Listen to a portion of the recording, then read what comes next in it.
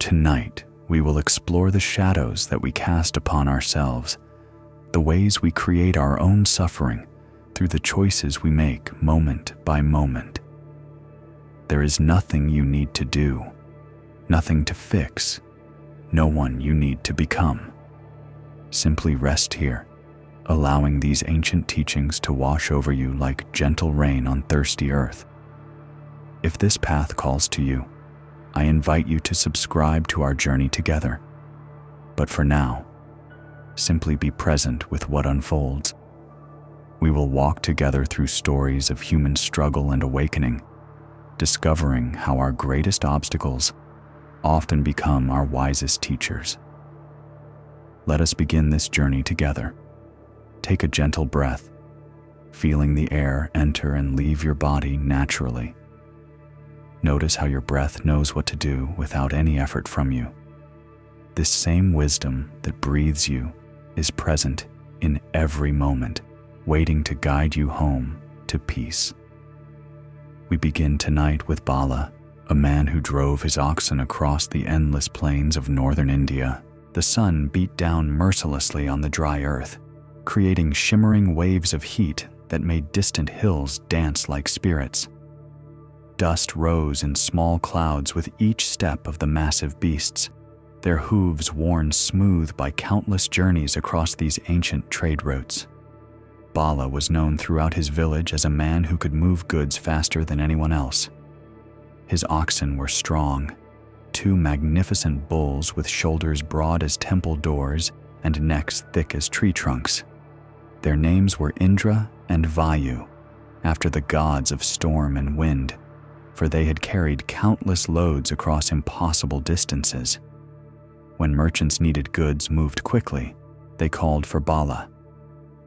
On this particular morning, Bala had loaded his cart with pottery from the village kilns, delicate bowls and vessels wrapped carefully in cloth, their surfaces painted with intricate patterns of lotus flowers and dancing cranes.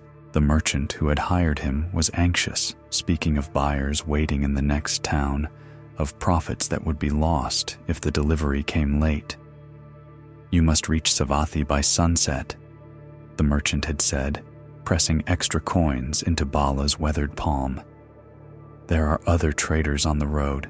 Speed is everything now." The words echoed in Bala's mind as he urged his oxen forward under the climbing sun. Speed is everything now. He had built his reputation on speed, on pushing harder than others would push, on arriving when others were still struggling along distant roads. This was his pride, his identity carved from sweat and determination. The morning passed in steady rhythm. Indra and Vayu pulled with their familiar strength, their massive heads bobbing in unison, their breath creating small puffs of vapor in the warming air. The cartwheels turned steadily, finding their way along ruts worn deep by thousands of previous journeys. But as the sun reached its zenith, beating down like a smith's hammer on anvil, the oxen began to slow. Their tongues hung from their mouths, pink and swollen. Foam appeared at the corners of their mouths, white against their dark muzzles. Their sides heaved with each breath, ribs showing clearly beneath their hide. Bala saw a grove of trees ahead, ancient sal trees with spreading branches that promised cool shade and rest. A small stream wound between their trunks, its water clear and inviting. Indra turned his great head toward the shade, his eyes pleading. Vayu's steps grew shorter, his powerful legs trembling slightly with each movement. "No," Bala said firmly, snapping the lead rope. "We rest in Savatthi, not before. Speed is everything now." He drove the oxen past the grove, past the stream, past the blessed shade. The animals' heads dropped lower, but they obeyed, for they had been trained since youth to follow their master's commands without question. Trust had been built between man and beast over years of shared journeys, and that trust was absolute. The afternoon sun grew more fierce. The very air seemed to burn as it entered the lungs. The ground radiated heat, like stones pulled from a fire. Small dust devils spun across the plains, carrying with them the bitter smell of dried grass and scorched earth. Other travelers they passed were resting under whatever shade they could find. Bala saw merchants sitting beneath their carts, fanning themselves with palm leaves. He saw pilgrims gathered under makeshift shelters, sharing water from earthen jars. He saw farmers letting their cattle drink deeply from roadside pools. But Bala pushed on. "We are different," he told himself. "We are stronger. We are faster." The extra coins in his purse seemed to burn against his hip, reminding him of the promise he had made, the reputation he must maintain. Indra stumbled first. The great bull's front leg buckled, sending a tremor through the cart that rattled the pottery within. He caught himself, shook his massive head, and continued. But something had changed. His gait was no longer steady. His breathing had become labored, each breath a visible effort that shook his entire frame. "Come on, old friend," Bala said, his voice carrying a note of concern he tried to suppress. "Just a few more miles. You can rest in Savatthi. There will be water there, fresh hay, a comfortable stable." But even as he spoke the words, Bala could see the truth his pride had refused to acknowledge. His oxen were suffering. Their suffering was visible in every labored step, in every heaving breath, in the way their great heads hung closer and closer to the ground. Vayu began to lag behind his yokemate, forcing Indra to pull more than his share of the load. The cart began to sway as the animal's synchronized rhythm broke down. The pottery shifted within its wrappings, creating small sounds of concern. The musical clinks of bowls touching, the soft scrape of vessels sliding against cloth. The sun was now a weapon in the sky, merciless and unforgiving. The horizon wavered like water, making the distant town seem to dance and retreat with each forward step. Bala's own clothes were soaked with sweat, his mouth dry as dust. If he was suffering, how much worse must it be for the oxen pulling such weight? But pride is a powerful master, more demanding than any merchant, more driving than any promise of coin. Bala had built his identity on being the man who delivered when others failed, who pushed through when others gave up, who arrived when others were still struggling on distant roads. To stop now would be to question everything he believed about himself. "Speed is everything," he muttered again, the merchant's words now a mantra that drowned out the whisper of his own growing doubt. The first sign of real trouble came when Vayu's rear legs began to shake. The trembling started as barely visible quivers, like leaves stirred by the faintest breeze.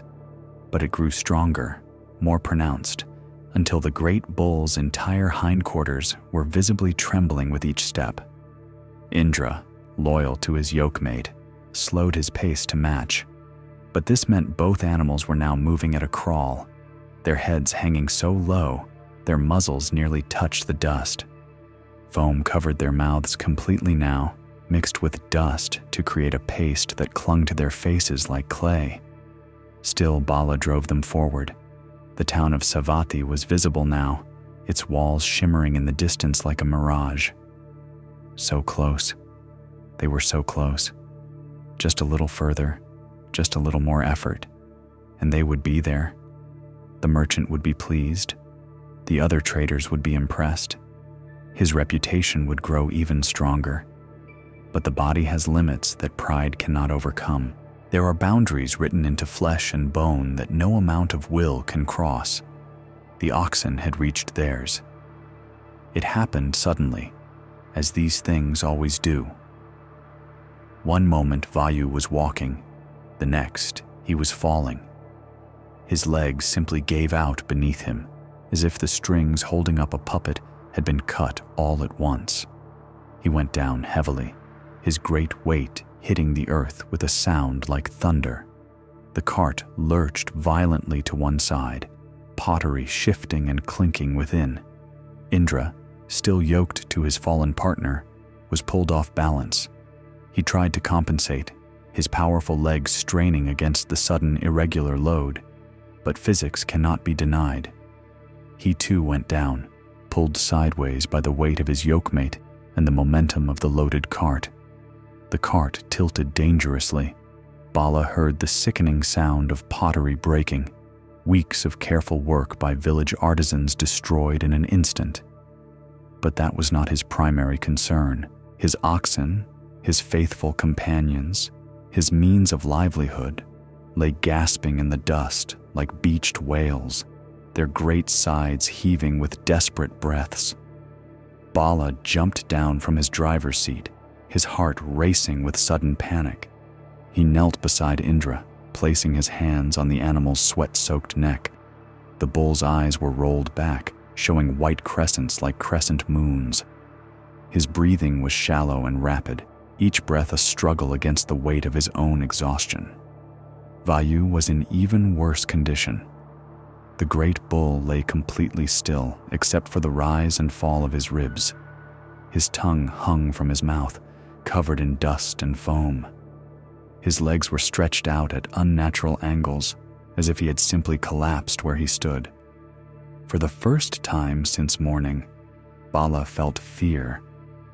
Real fear, not the manageable anxiety of competition or the controllable pressure of deadlines, but the deep animal fear that comes when we realize we may have pushed too far, demanded too much, crossed a line that cannot be uncrossed.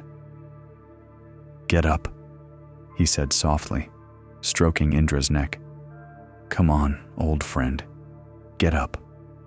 But the oxen did not move. They lay in the dust like monuments to exhaustion, their great strength finally and completely depleted.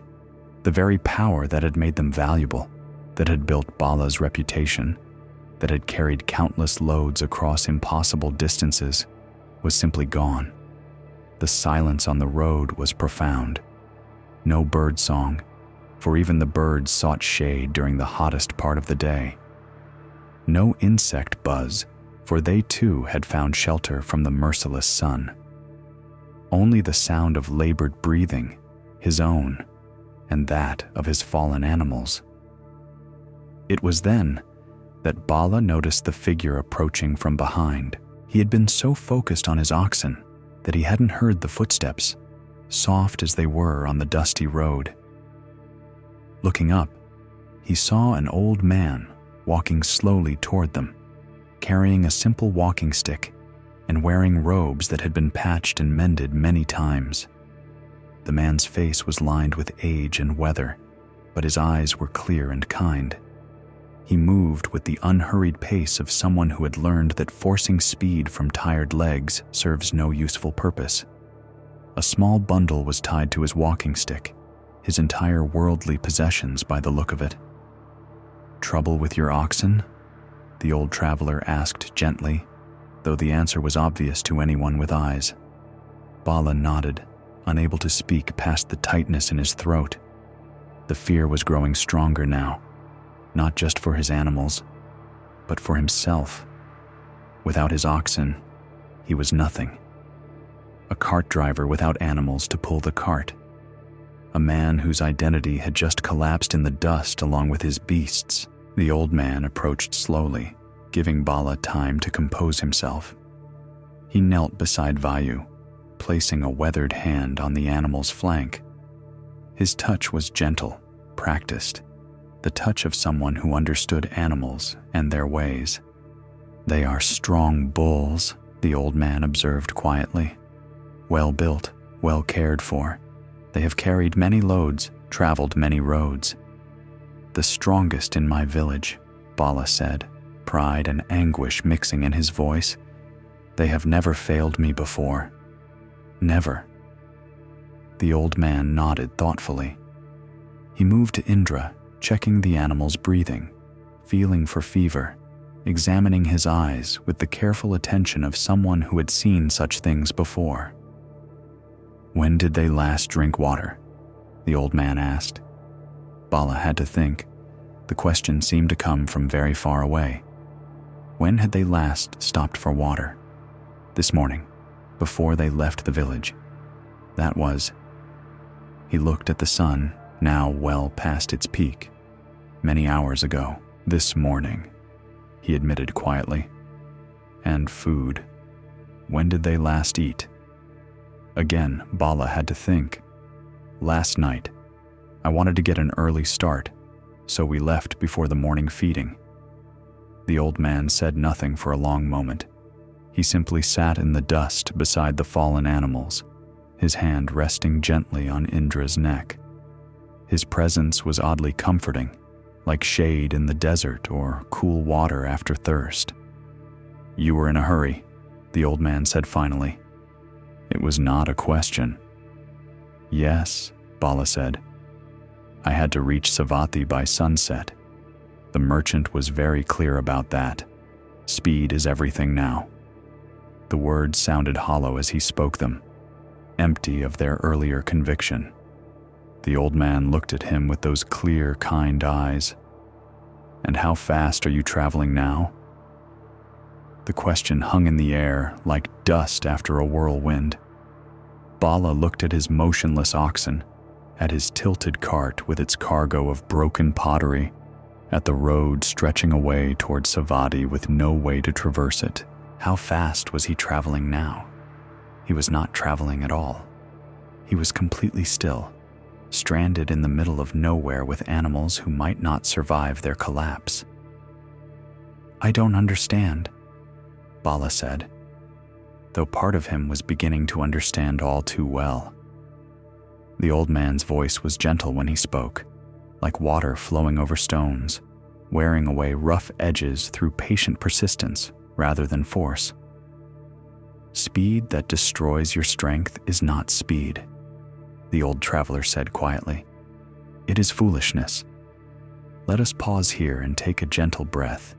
Feel the air moving in and out of your body, carrying life without any effort from you. Notice how your breath knows exactly what pace to maintain, never rushing, never forcing, simply flowing in the rhythm your body needs. There is nothing you need to do right now except rest here, letting these words settle like seeds in fertile ground. This story shows us how our attachment to identity can blind us to present reality. Bala discovered that his reputation for speed became more important to him than the well-being of the very animals that made that speed possible. Buddhism teaches that when we cling too tightly to who we think we are, we often destroy the very foundations that support our identity. When we mistake rushing for progress, we often find ourselves moving backward instead of forward. Let us explore another story about the ways we create our own suffering. In a village by the great river, there lived a woman named Kamala who had been widowed 3 years earlier. She was still young, still capable, still blessed with health and the possibility of joy. But Kamala had become known throughout the village for something else entirely. She had become the woman who could not stop telling her story of loss. Every morning, Kamala would walk to the well where the village women gathered to draw water for their families, while others spoke of their children, their gardens, their hopes for the coming harvest. Kamala would tell again the story of her husband's death, her financial struggles, her loneliness in the long nights. Life is so unfair, she would say, dipping her water pot into the cool depths. Other women have husbands to help them, to protect them, to share the burdens of daily life. But I am alone. I am forgotten. No one understands what I have suffered. The other women would nod sympathetically, as they had done countless times before. But Kamala could not see that their sympathy was growing thin, worn away by repetition, like a path worn smooth by too many feet walking the same route. At the market, buying vegetables from the farmer's stalls, Kamala would tell her story again. You see that woman over there, laughing with her husband? She would say to anyone who would listen. She doesn't know how lucky she is. She has never had to face what I have faced, never had to sleep alone in an empty house, never had to make every decision by herself. In the temple, offering flowers to the Buddha statue, Kamala would compare her suffering to others' apparent happiness. "Look at all these people with their families," she would whisper to the patient priest. "They come here to give thanks, but what do I have to be thankful for? Where is the justice in a world where some have everything and others like me have nothing?" The village priest, an elderly man with gentle eyes and infinite patience, had listened to Kamala's story many times. He had offered comfort, practical advice, even introductions to other widows who might become friends. But Kamala seemed to prefer her grievance to his solutions, her familiar pain to the uncertainty of healing. What Kamala did not realize was that with each retelling, her story grew larger and more painful. Like a wound that is picked at daily, it never healed, but instead became infected with resentment and self-pity.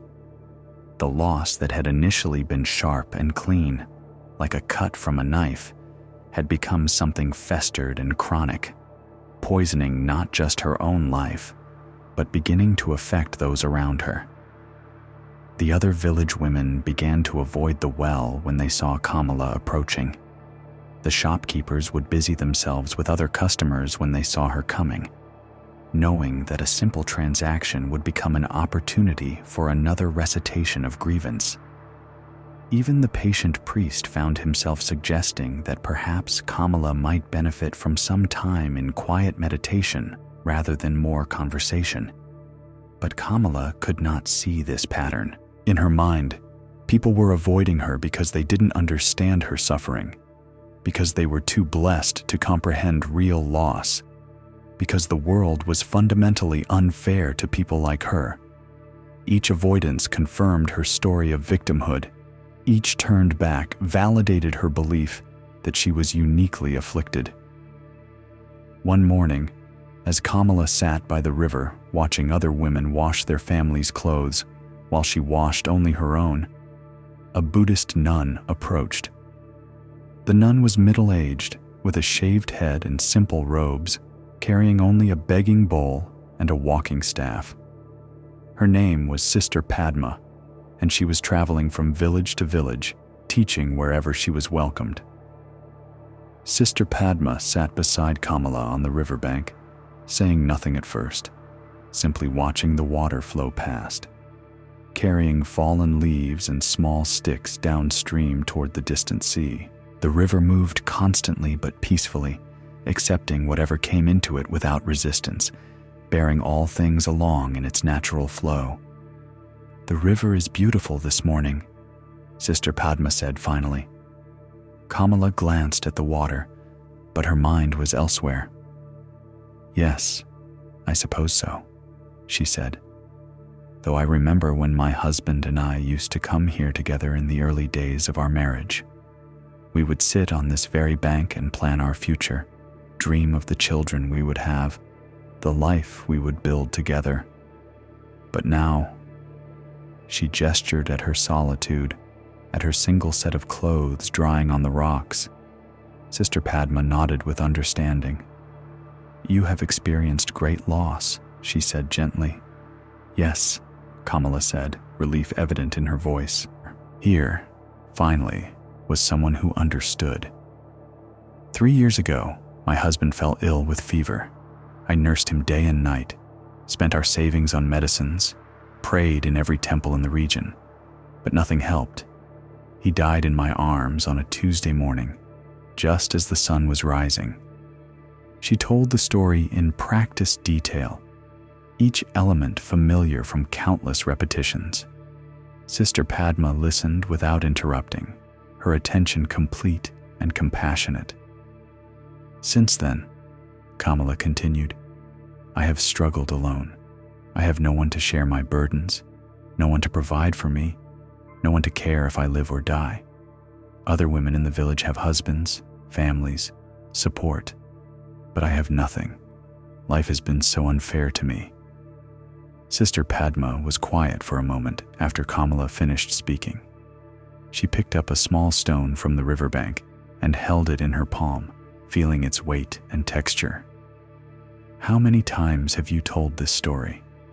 Sister Padma asked gently. The question surprised Kamala. "I don't know," she said. "Many times, I suppose. It is my life. It is what happened to me." "Yes," Sister Padma agreed. "It is what happened to you. But tell me, when you tell this story, how do you feel?" Kamala considered the question. "Sad," she said. "Angry, lonely. But these are the true feelings. This is how life has made me feel." Sister Padma nodded and threw the small stone into the flowing river. It disappeared beneath the surface with a gentle splash, leaving only a few ripples that quickly smoothed away in the current. "And after you tell the story," Sister Padma continued, "do these feelings become stronger or weaker?"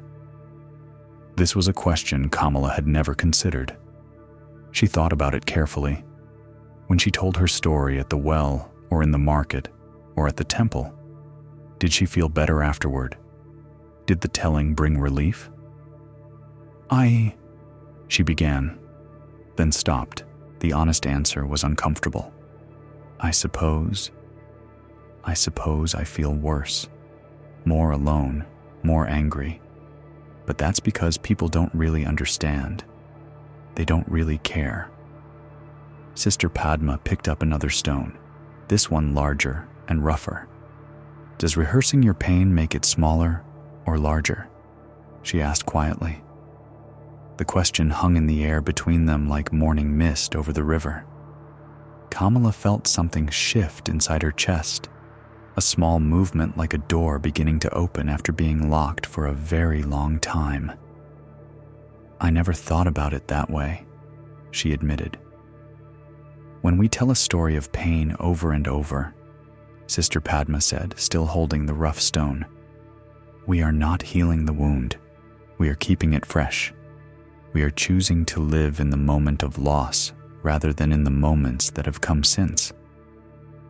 Kamala stared at the flowing river, seeing it differently now. The water moved constantly forward, never trying to hold on to what it had carried yesterday, never refusing what came to it today. It simply flowed, accepting and releasing in the same continuous motion. "But the loss is real," Kamala said, her voice smaller now, less certain. "My husband really did die. I really am alone. These things really happened." "Yes," Sister Padma agreed, throwing the second stone into the water. "The loss is real. The death was real. The pain you felt was real. But that was 3 years ago. What is real now?" The question seemed simple, but it revealed something Kamala had not seen before. What was real now? She looked around her as if seeing her surroundings for the first time. The morning sun was warm on her face. The river flowed cleanly past, carrying life to distant fields. Birds called from the trees, celebrating the new day. Her body was healthy, her mind clear, her heart still capable of feeling joy if she allowed it. "I have been living in the past," she said slowly, the realization dawning like sunrise after a long night. "And how has that served you?" Sister Padma asked gently. Kamala thought of the women who now avoided her at the well, the shopkeepers who turned away when she approached, the priest who suggested meditation instead of conversation. She thought of the nights she spent alone, not because she had to be alone, but because she had made herself someone others found difficult to be around. "It hasn't served me at all," she admitted. "It has made everything worse. Rest here for a moment. Feel your body supported by whatever holds you: bed, chair, floor, earth. Notice that in this moment, you are safe. Whatever losses you have experienced, whatever pain you have known, right now you are here, breathing, aware, connected to the endless flow of life that continues despite all endings. Take a gentle breath and let it carry away anything you no longer need to hold. Sister Padma stood and brushed the dust from her simple robes. "Come with me," she said, extending her hand to Kamala. "Let me show you something." They walked together away from the riverbank, following a small path that wound between flowering bushes and stands of bamboo. The path was narrow, worn smooth by the feet of countless villagers who had walked this way to gather firewood or collect medicinal herbs from the forest beyond. After a short walk, they came to a small clearing where an ancient banyan tree spread its massive branches like a living pavilion. Beneath its shade sat an old woman, perhaps 70 years of age, weaving baskets from strips of dried palm frond. Her fingers moved with the fluid grace of long practice, creating beautiful patterns from simple materials. "Grandmother," Sister Padma called softly, "may we sit with you?" The old woman looked up and smiled, her face creasing into 1,000 small lines that spoke of decades of laughter and sorrow both. "Of course, child. Come, sit. The shade is cool here, and the work is peaceful." As they settled beside her on woven mats, Kamala noticed something remarkable. Despite her obvious age, despite the deep lines carved into her face by time and weather, the old woman's eyes sparkled with contentment. There was a quality of present moment awareness about her that made the very air around her seem lighter. "Grandmother," Sister Padma said, "would you tell us about your life?" The old woman's hands never stopped their weaving as she spoke, the basket growing steadily under her skilled touch. "My life?" she laughed, a sound like wind chimes in a gentle breeze. "Which part would you like to hear? There have been so many seasons, so many changes." "Tell us about your losses," Sister Padma said gently. The old woman nodded, understanding the purpose behind the request. "Ah, losses. Yes, there have been many. I buried my husband when I was younger than you," she said, looking at Kamala. 42 years old, with 3 children still small enough to carry. The fever took him in just 5 days. Kamala leaned forward, recognizing a kindred spirit in suffering. "Then," the old woman continued, her fingers never pausing in their work, 10 years later, my eldest son was killed in a border skirmish. He was a soldier, proud to serve his village. The news came on a festival day, when everyone else was celebrating. I remember thinking how strange it was that the world could be so joyful while my heart was breaking. The basket in her hands was taking shape now, its sides rising in perfect spirals of woven palm. Each strip was placed exactly where it needed to be, no movement wasted, no energy spent on anything but the present task. 5 years after that, she said, my youngest daughter died in childbirth along with the baby. Such a bright girl, so full of life and laughter. The midwife said there was nothing anyone could have done, but I blamed myself for years. If I had been more careful, if I had called the healer sooner, if I had prayed harder. Kamala felt tears rising in her throat. Here was someone who had suffered even more than she had, who understood loss in ways that cut to the bone.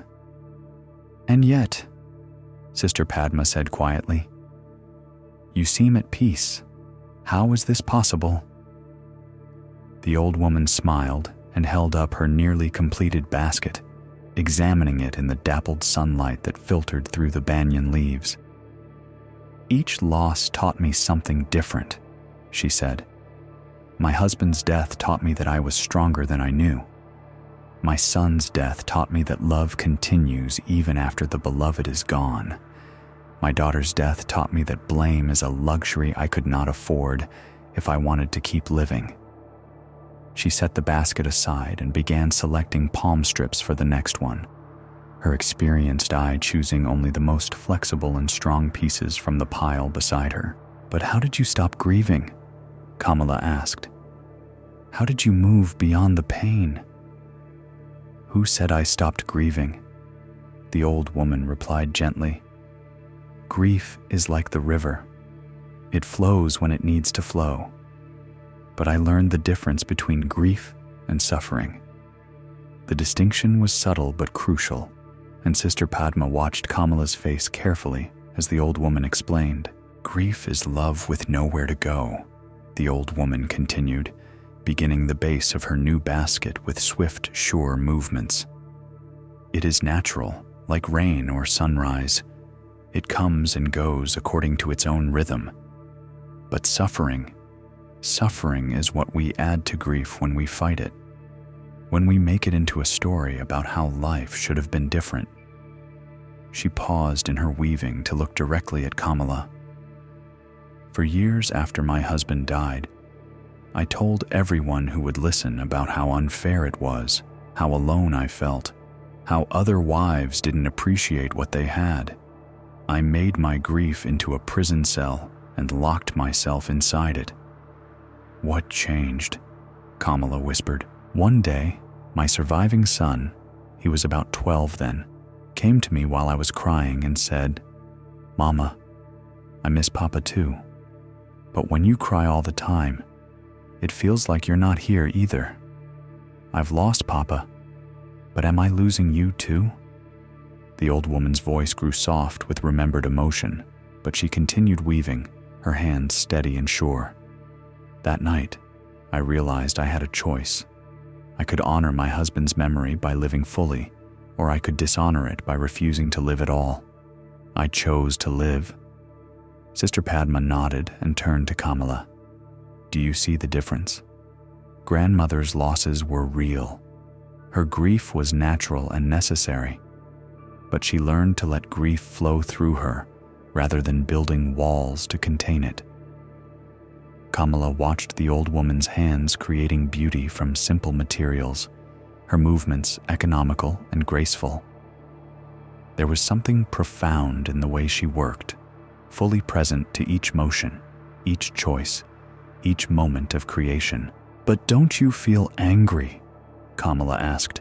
"Don't you resent the fact that other families stayed intact while yours was broken apart?" The old woman considered the question carefully, testing the strength of a palm strip before weaving it into her pattern. "Anger is like fire," she said finally. "It can cook your food and warm your home, or it can burn everything down. The choice is not whether to feel it. The choice is what to do with it." "I was angry for a long time," she continued.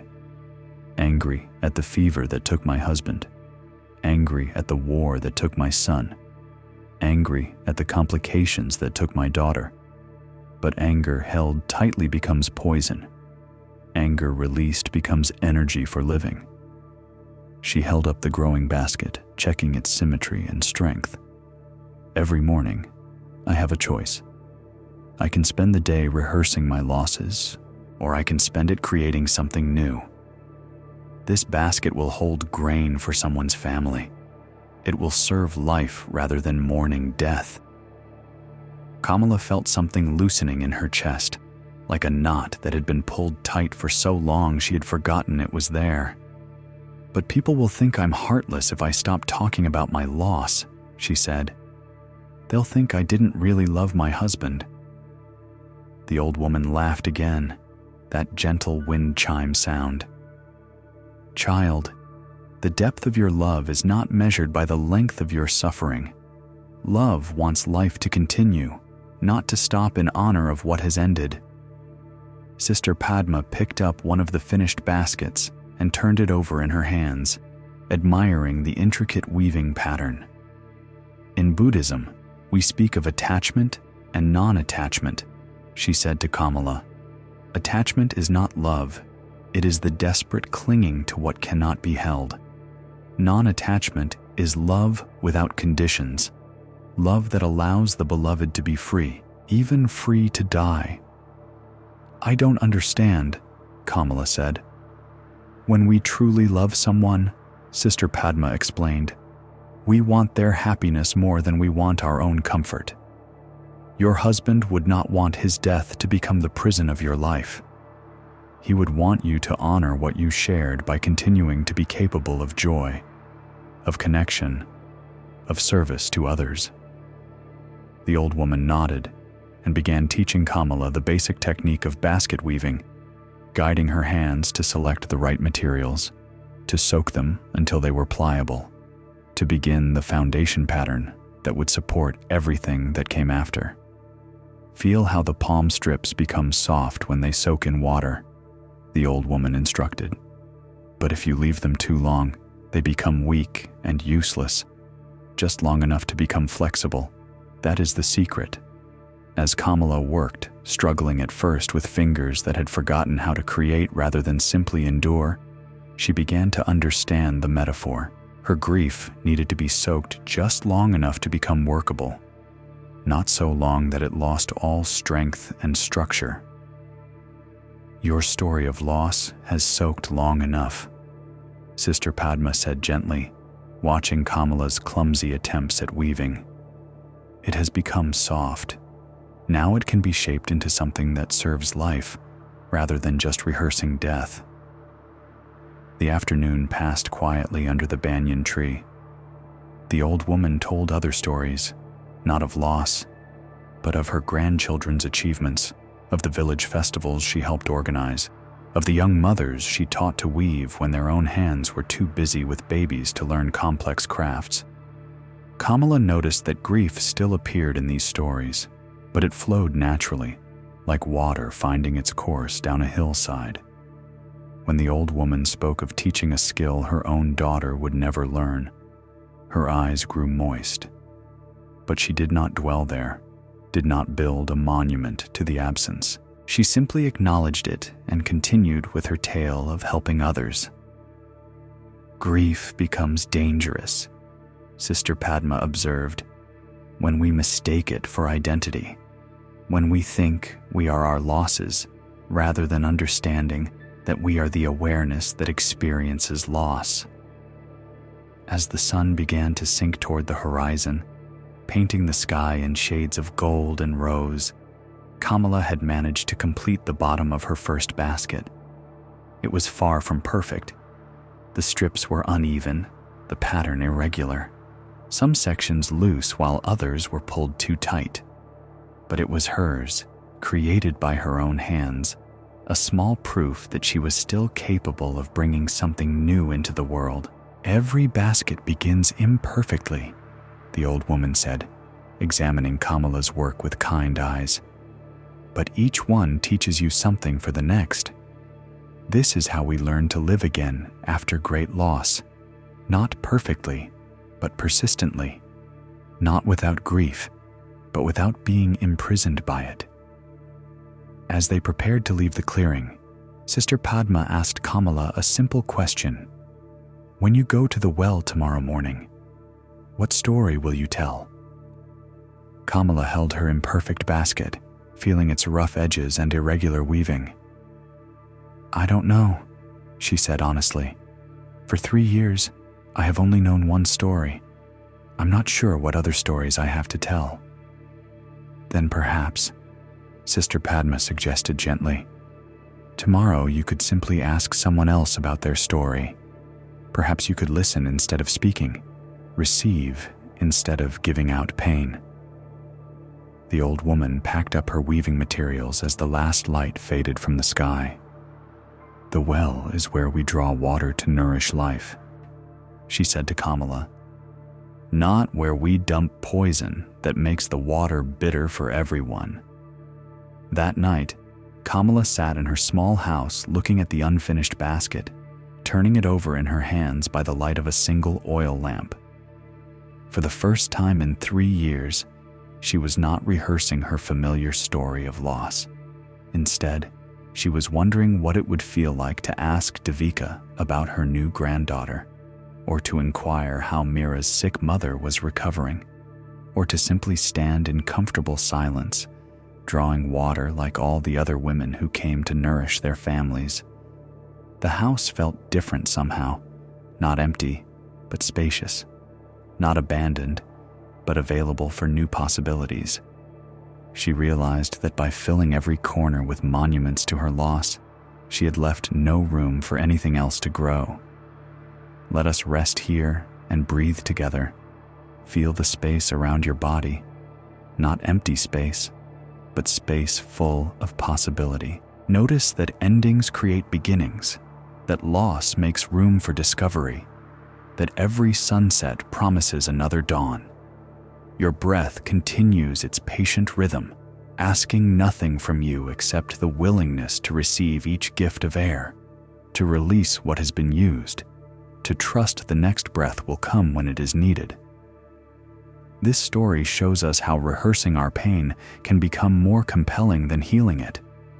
Kamala discovered that retelling her story of loss had become a habit that kept her wounds fresh instead of allowing them to heal. Buddhism teaches that suffering is not the same as pain. Pain is inevitable, but suffering is the story we tell ourselves about why the pain should not exist. When we stop rehearsing the narrative of our victimhood, we create space for new stories to emerge. There is another teaching about the prisons we build for ourselves. In the mountains east of the great river, there lived a stone carver named Arjun, whose skill was known throughout the region. He could take the roughest granite and transform it into figures so lifelike they seemed to breathe. Merchants traveled great distances to commission work from his hands, and temples competed to display his carved deities in their sacred halls. Arjun had learned his craft from his father, who had learned from his father before him, stretching back through generations of stone workers whose names were carved on the monuments they had created throughout the land.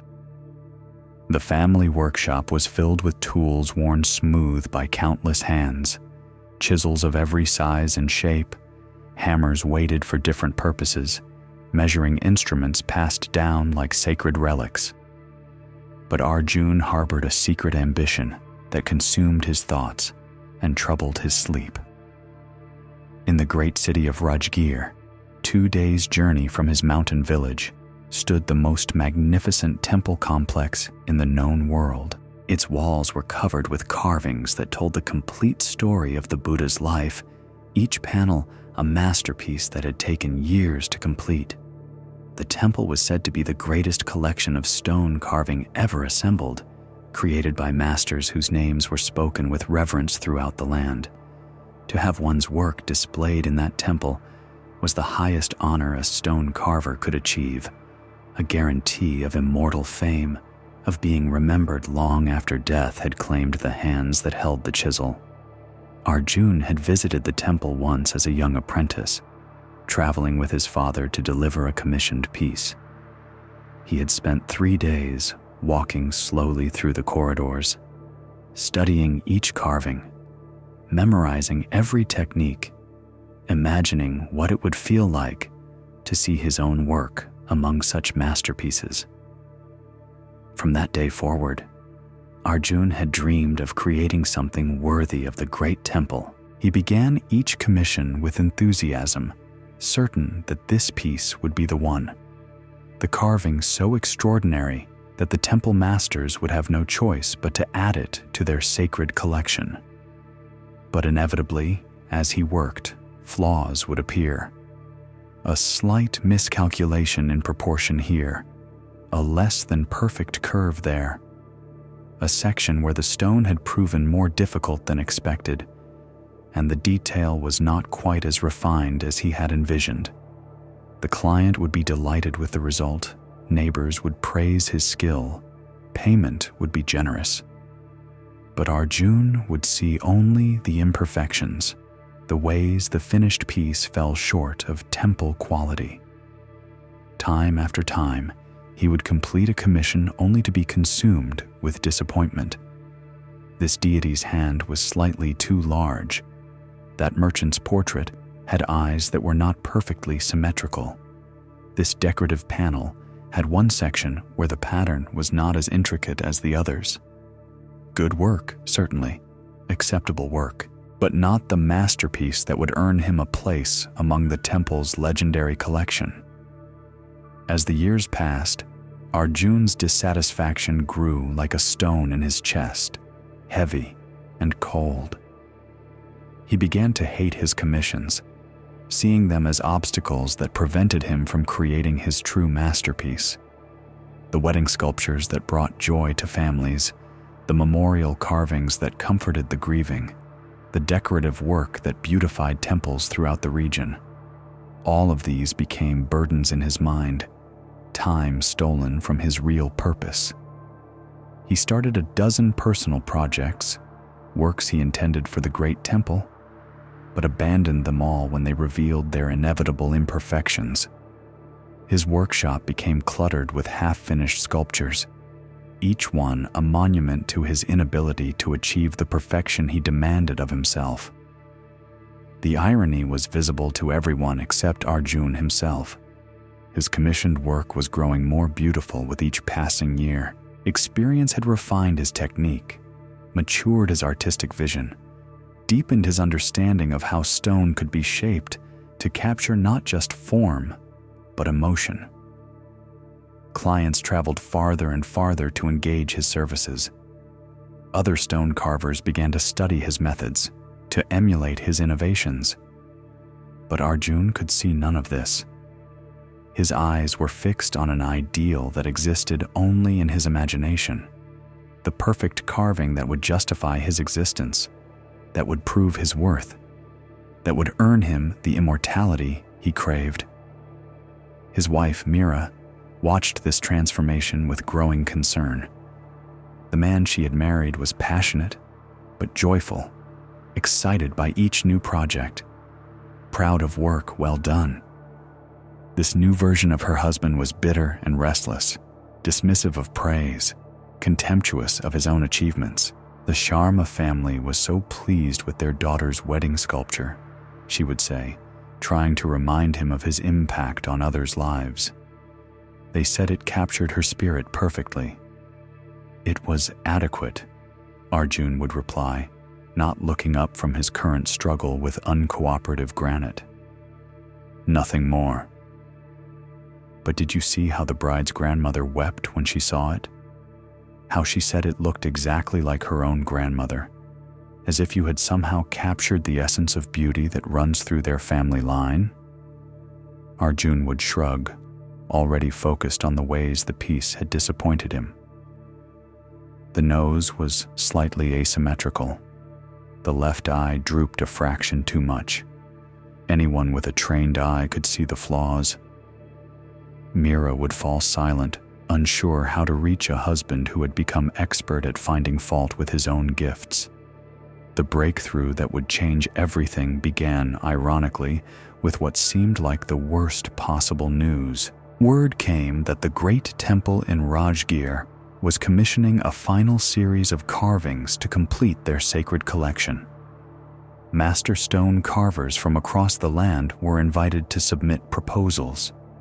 Only 12 pieces would be selected, and those 12 would represent the culmination of the temple's legendary assemblage. Here, finally, was Arjun's chance. The opportunity he had dreamed of for decades was within reach.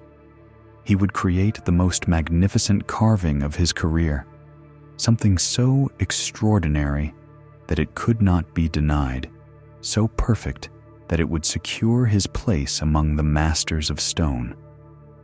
He closed his workshop to new commissions, ignoring the disappointed pleas of clients who had waited months for his availability. He sent word throughout the region that he was not accepting any new work, that he was engaged in a project that would require all of his time and attention. For weeks, Arjun struggled with the design. What subject would best demonstrate his skill? What composition would showcase his technical mastery while also conveying the spiritual depth the temple required? He sketched and resketched, modeled small versions in clay, studied every carving technique he had ever learned. Finally, he settled on an ambitious piece, a scene depicting the Buddha's enlightenment under the Bodhi tree, surrounded by symbolic representations of the obstacles he had overcome and the wisdom he had achieved. It would require every skill Arjun possessed: figure carving, detailed decorative work, complex composition, and spiritual interpretation. He selected the finest stone he had ever purchased, a piece of marble so pure it seemed to glow with inner light. He arranged his tools with ceremonial precision, said prayers to the deities who guided artisans' hands, and began to work. The carving consumed him completely. He worked from dawn until his hands were too tired to hold the chisel steady, often forgetting to eat until Mira brought food to the workshop. He measured and remeasured every proportion, checked and rechecked every angle, refined and re-refined every detail. Months passed. The Buddha's figure emerged from the stone with startling lifelike quality, his posture perfect in its meditation, his face serene with the peace of understanding, his hands positioned in the precise mudra of earth-touching that marked the moment of enlightenment. Around the central figure, Arjun carved the symbolic elements of the story: Mara's demons fleeing in defeat, celestial beings offering honor, the Bodhi tree with every leaf individually detailed, flowers falling from heaven in celebration of the Buddha's awakening. It was, without question, the finest work of Arjun's career. Every technique he had mastered over decades of practice was employed with newfound precision. Every lesson learned from previous failures was applied with mature understanding. The carving seemed to breathe with spiritual presence, to emanate the very peace it depicted. But as the work neared completion, a familiar poison began to seep into Arjun's mind.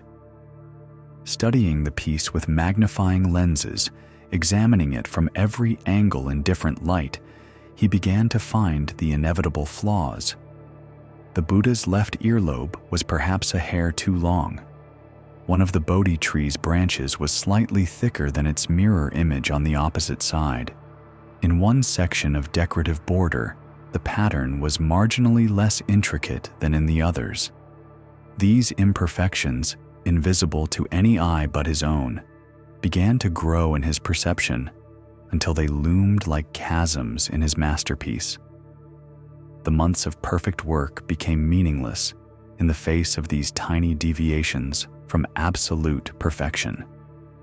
The carving that could have stood proudly in any temple in the world became, in his mind, another failure. The submission deadline approached like an approaching storm. Arjun stood in his workshop, staring at his life's greatest achievement, paralyzed by the certainty that it was not good enough. He could see the temple masters examining it with critical eyes, finding the same flaws he had found, rejecting it as unworthy of their sacred collection. Better not to submit at all, he decided, than to risk the humiliation of rejection. Let us pause here and breathe together. Feel how perfectionism can become its own prison, how the pursuit of flawlessness can prevent us from sharing our gifts with the world. Notice your own breath, not perfect, but perfectly adequate for life. Each inhale different from the last, each exhale unique in its rhythm. Yet together, they sustain you without any need for improvement or refinement. The night before the submission deadline, Arjun sat alone in his workshop, surrounded by the tools of his trade and the masterpiece he could not bear to send. The oil lamp flickered, casting dancing shadows across the carved Buddha's serene face. In that uncertain light, the sculpture seemed even more alive, more present, as if it might speak at any moment. It was then that an unexpected visitor arrived. Arjun heard soft footsteps on the path outside, followed by a gentle knock on his workshop door.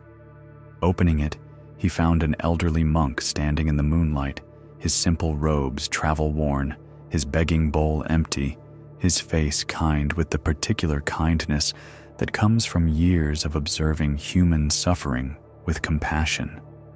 "Forgive the intrusion," the monk said quietly. "I am Brother Kassapa, traveling from the monastery near Rajgir. I have heard of your skill and wondered if I might see your work." Arjun hesitated. He was in no mood for visitors, especially not now, when his failure felt so complete and shameful. But refusing hospitality to a monk would bring bad karma. And perhaps, he thought, this man might understand what it meant to strive for spiritual perfection. "Please, come in," Arjun said, stepping aside to allow the monk to enter. Brother Kassapa moved slowly through the workshop, examining the half-finished pieces that cluttered the space like monuments to abandoned hope. His attention lingered on each sculpture, his eyes taking in not just the technical skill, but something deeper, the intention behind the work, the spirit that had guided the chisel. "You are troubled," the monk observed gently. It was not a question. "I have spent months creating what I hoped would be my masterpiece," Arjun said, gesturing toward the covered sculpture that dominated the center of the workshop. "But it falls short. There are flaws, imperfections. It is not worthy of the purpose I intended." Brother Kassapa approached the covered piece with quiet reverence. "May I see it?" With reluctance born of shame, Arjun pulled away the cloth that protected his carving from dust. The Buddha's enlightenment scene was revealed in all its magnificent imperfection, every detail clear in the lamplight, every flaw visible to Arjun's critical eye. The monk stood in complete silence for a long time, simply observing. His gaze moved slowly across the composition, taking in the central figure's perfect posture, the intricate details of the surrounding scene, the spiritual presence that seemed to emanate from the stone itself. "This is the Buddha's enlightenment," Brother Kassapa said finally. "Yes," Arjun replied, "but if you look closely, you can see the mistakes, the asymmetries, the sections where my skill was not adequate to my vision." The monk nodded thoughtfully and sat down on a simple wooden stool, his posture relaxed despite his age. "Tell me," he said, "what do you know of the Buddha's own enlightenment?" "I know the traditional story," Arjun said, confused by the question's relevance to his artistic failure. He sat in meditation beneath the Bodhi tree until he achieved perfect understanding. He overcame all obstacles, defeated all doubts, reached the state of absolute perfection. "Ah," Brother Kassapa said with a gentle smile. "And do you know what the Buddha's very first teaching was after he achieved this enlightenment?" Arjun frowned. "I suppose, about the nature of suffering, about the path to liberation." "His first teaching," the monk said quietly, "was that he nearly didn't teach at all. He looked at what he had realized, the profound nature of reality, the deep truths about existence, and he thought, this is too subtle, too difficult. People will not understand. They will misinterpret it, distort it, fail to grasp its essence. Better to remain silent than to share something that will inevitably be imperfectly received." The monk paused, letting this sink in. The Buddha, having achieved perfect enlightenment, was ready to give up on sharing it because he knew it would be imperfectly understood. Arjun felt something shift in his chest, a small movement like the first crack in ice before spring thaw. "But then," Brother Kassapa continued, "the Buddha remembered something crucial. He realized that even imperfect understanding was better than no understanding at all. Even a partial glimpse of truth was more valuable than keeping truth hidden. Even flawed teaching was more beneficial than no teaching." The monk stood and approached the carving again, his weathered hand hovering just above the Buddha's serene face. So he began to teach, knowing that his students would misunderstand, that his words would be imperfectly transmitted, that future generations would debate and argue about what he really meant. He taught anyway, because the alternative, Keeping wisdom locked away for fear it would be imperfectly received served no one. "I don't understand what this has to do with my work," Arjun said, though something in his voice suggested he was beginning to understand all too well. "Look at your carving again," Brother Kassapa suggested gently. "But this time, don't look for flaws. Look with the eyes of someone who has never seen the Buddha's story depicted in stone. Look with the eyes of a devotee seeking inspiration. Look with the eyes of a child learning about enlightenment for the first time." Reluctantly, Arjun turned his gaze back to his sculpture. For months, he had seen only its imperfections, the ways it fell short of his impossible standards. But now, trying to see it through other eyes, he began to notice different things. The Buddha's face radiated such peace that merely looking at it seemed to quiet the mind. The arrangement of figures created a natural flow that drew the viewer's eye toward the central moment of awakening. The detailed carving of the Bodhi tree seemed to whisper of the patience required for spiritual growth. Each leaf a meditation on the interconnectedness of all life. "Your Buddha," the monk observed, "looks exactly like someone who has just discovered that suffering is optional. Your demons look genuinely defeated by wisdom rather than force. Your celestial beings appear truly joyful, not merely dutiful. This carving doesn't just depict enlightenment, it transmits something of enlightenment's essence." Arjun stared at his work, seeing it for perhaps the first time without the filter of his own perfectionist judgment. "But the technical flaws," he began, "are invisible to everyone except you," Brother Kassapa said firmly. "And even if they were visible, would they diminish the carving's ability to inspire? Would they reduce its power to teach? Would they make it less capable of bringing joy to those who see it?" The questions hung in the air like incense smoke, heavy with implications Arjun had never considered. He thought of all the commissioned pieces he had dismissed as failures, works that had brought delight to their owners, comfort to the grieving, beauty to sacred spaces throughout the region. Had those pieces been failures because they were imperfect?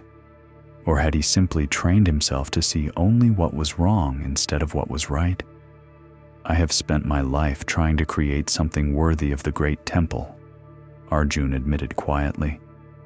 "Something that would prove I am a true master, that would make my name remembered alongside the legendary carvers. And in pursuing that goal," Brother Kassapa asked gently, "how many people have been deprived of beauty? How many temples have remained undecorated while you struggled to achieve impossible perfection? How many moments of joy have been postponed while you waited to become worthy of creating them?" The questions struck like carefully aimed arrows, each one finding its mark in Arjun's conscience. He thought of the clients he had turned away in recent months, the commissions he had refused while obsessing over his masterpiece. He thought of the wedding sculptures not carved, the memorial pieces not created, the decorative works that existed only in other carvers' hands because he had been too busy pursuing perfection to serve life. "The great temple is magnificent," the monk continued, "but it is not the only place where beauty matters. The small shrine in a poor village where farmers come to pray for good harvests, does that deserve less beautiful art because it is not famous? The family altar where a grandmother teaches her grandchildren about compassion, should that remain bare because only perfect carvings are worthy of depicting the Buddha?" Brother Kassapa moved toward the door, preparing to continue his journey into the night.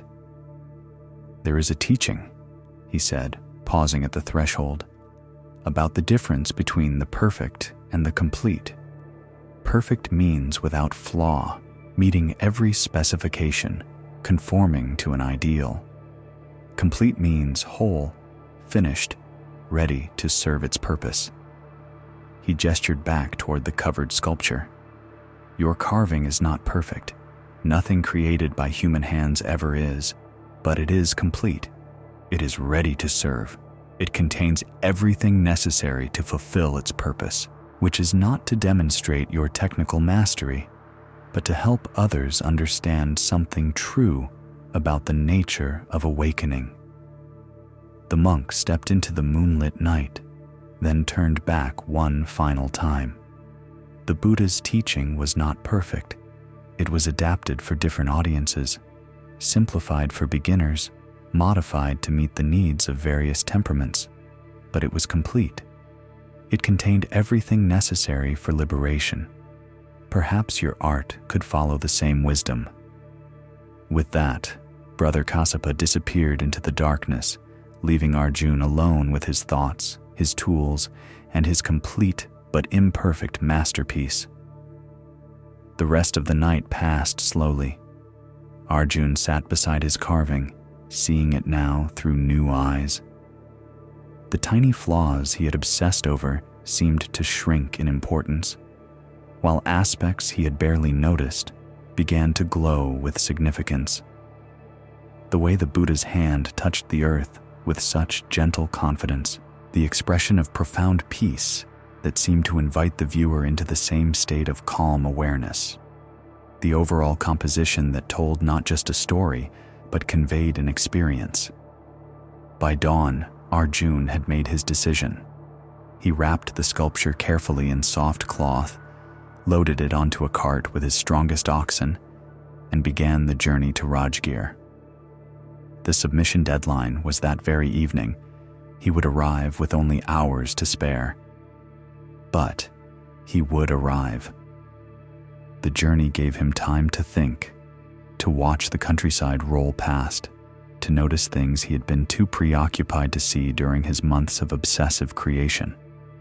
Farmers working their fields with the patience of people who understand that growth cannot be forced. Children playing with imperfect toys that brought them perfect joy. Roadside shrines where travelers stopped to offer simple prayers, finding comfort in roughly carved images that conveyed devotion more clearly than technical sophistication ever could. At a rest stop near a small village, an elderly woman approached his cart, drawn by curiosity about what might be hidden beneath the carefully arranged cloths. "Are you carrying something precious?" she asked with the directness of age. "A carving," Arjun replied, "for the great temple in Rajgir." Her eyes lit up with interest. "Oh, how wonderful! May I see it? I have never seen temple-quality sculpture." Arjun hesitated. The old woman's request was simple, innocent, but it triggered all his familiar fears. What if she noticed the flaws? What if her untrained eye was somehow more critical than he expected? What if... But then he remembered Brother Kassapa's words about the Buddha's decision to teach, despite knowing his message would be imperfectly received. With careful hands, he pulled back a corner of the cloth, revealing just the Buddha's face. The old woman gasped, her weathered hands flying to her heart. "Oh," she whispered, tears springing to her eyes. "He looks so peaceful, so present. It's like he's really here, really listening to my troubles." She stood in silence for several minutes, simply gazing at the carved face. Then, without another word, she reached into her worn purse and pulled out a single flower, a common wildflower she had probably picked along the roadside. She placed it gently at the base of the sculpture, bowed respectfully, and walked away. Arjun stared after her, deeply moved by her response to his work. Here was someone who had seen not technical mastery, but spiritual presence. She had found not perfection, but completion. She had received not flawless art, but useful beauty. The rest of the journey passed in a different frame of mind. Each village, each shrine, each group of travelers he encountered seemed to reinforce the lesson Brother Kassapa had taught. Beauty served life not by being perfect, but by being present. Art fulfilled its purpose not by achieving flawless technique, but by connecting human hearts to truth. He arrived in Rajgir as the sun was setting, just as the temple gates were preparing to close for the night. The submission area was crowded with sculptors and their works, magnificent pieces that represented the finest artistry from across the known world.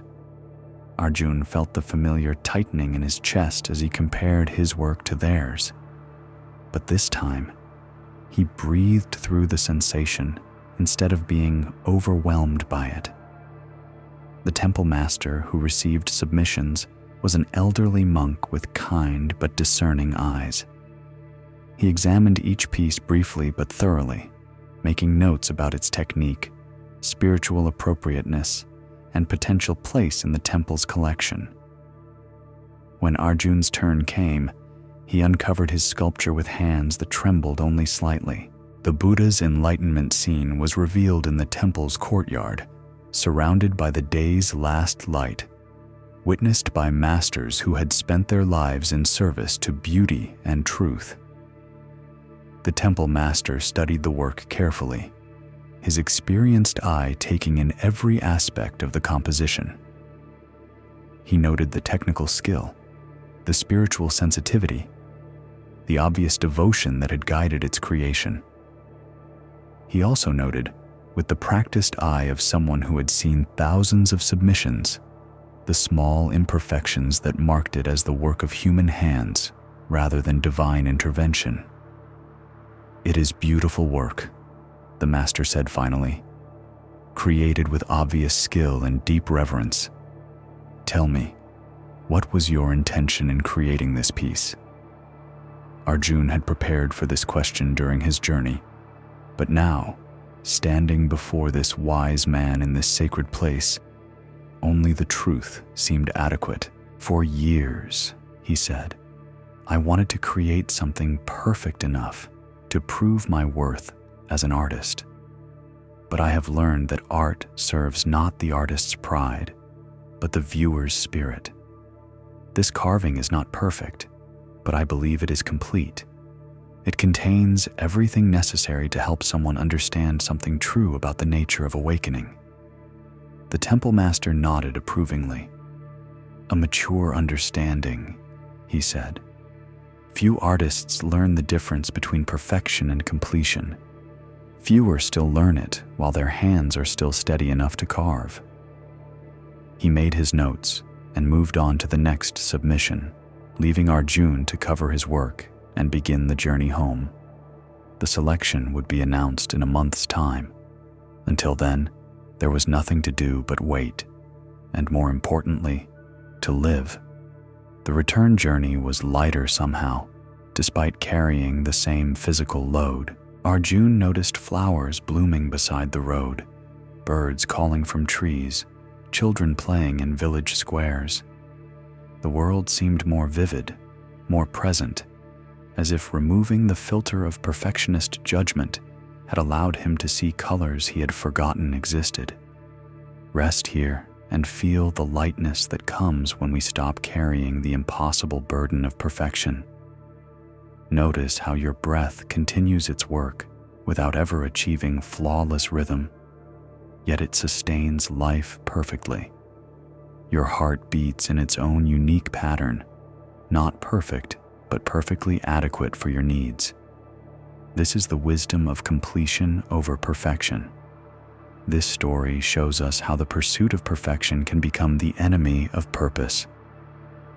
Arjun discovered that his obsession with flawless technique was preventing his art from serving its true function, bringing beauty and spiritual insight into the world. Buddhism teaches that attachment to outcomes, even seemingly noble outcomes like artistic excellence, becomes suffering when it prevents us from being present to what is actually needed in each moment. When we release the demand for perfection, we discover the freedom to offer our gifts as they are, trusting that completion serves life better than an impossible ideal. There is another teaching about the chains we forge from our own expectations. In a prosperous trading city where the great river met the sea, there lived a merchant named Chandra who had inherited her father's successful spice business. The family warehouse was filled with aromatic treasures from distant lands, cardamom from the mountain valleys, black pepper from the coastal regions, saffron more valuable than gold, cinnamon bark rolled in perfect spirals, star anise like dried flowers frozen in time. Chandra's father had built the business slowly over decades, earning a reputation for fair dealing and quality goods. Merchants and customers alike knew they could trust the family name, that spices purchased from their warehouse would be pure, properly stored, and honestly measured. The business provided well for the family and employed dozens of workers who depended on its continued success.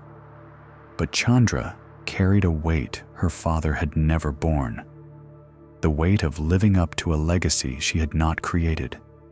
From the day she took over the business, she felt the eyes of the entire trading community upon her, watching to see if she could maintain the standards her father had established, wondering if she would prove worthy of the reputation she had inherited.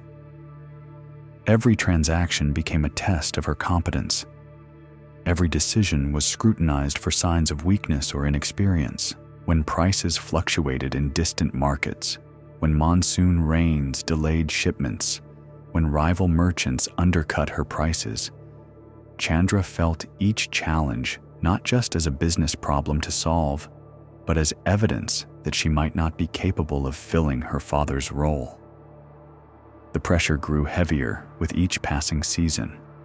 Chandra began working longer hours, double-checking every order, personally inspecting every shipment, managing details that her father had confidently delegated to trusted employees.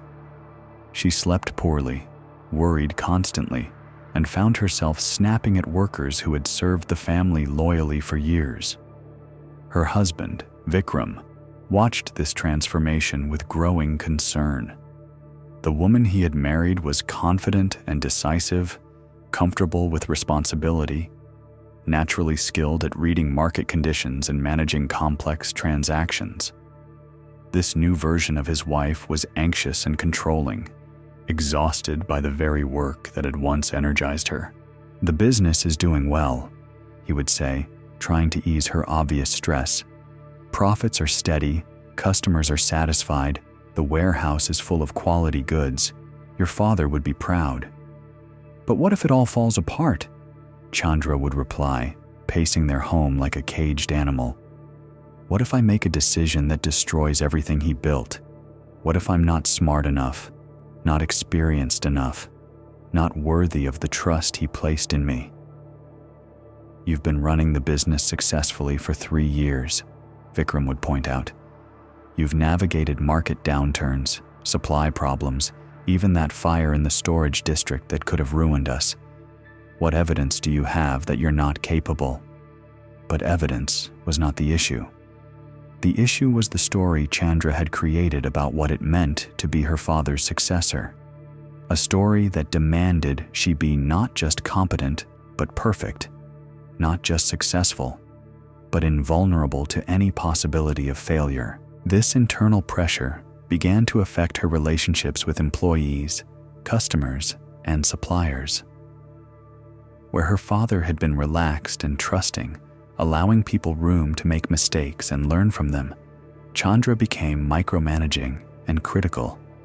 She questioned every decision, challenged every recommendation, insisted on personally approving transactions that had once been handled routinely by experienced staff. Her most trusted manager, an elderly man named Gopal, who had worked for her father for 20 years, finally requested a private conversation. They met in the warehouse early one morning, surrounded by the familiar scents of cinnamon and cardamom, the morning light filtering through high windows to create patterns on the packed earth floor. "Something is troubling you, Chandraji," Gopal said respectfully.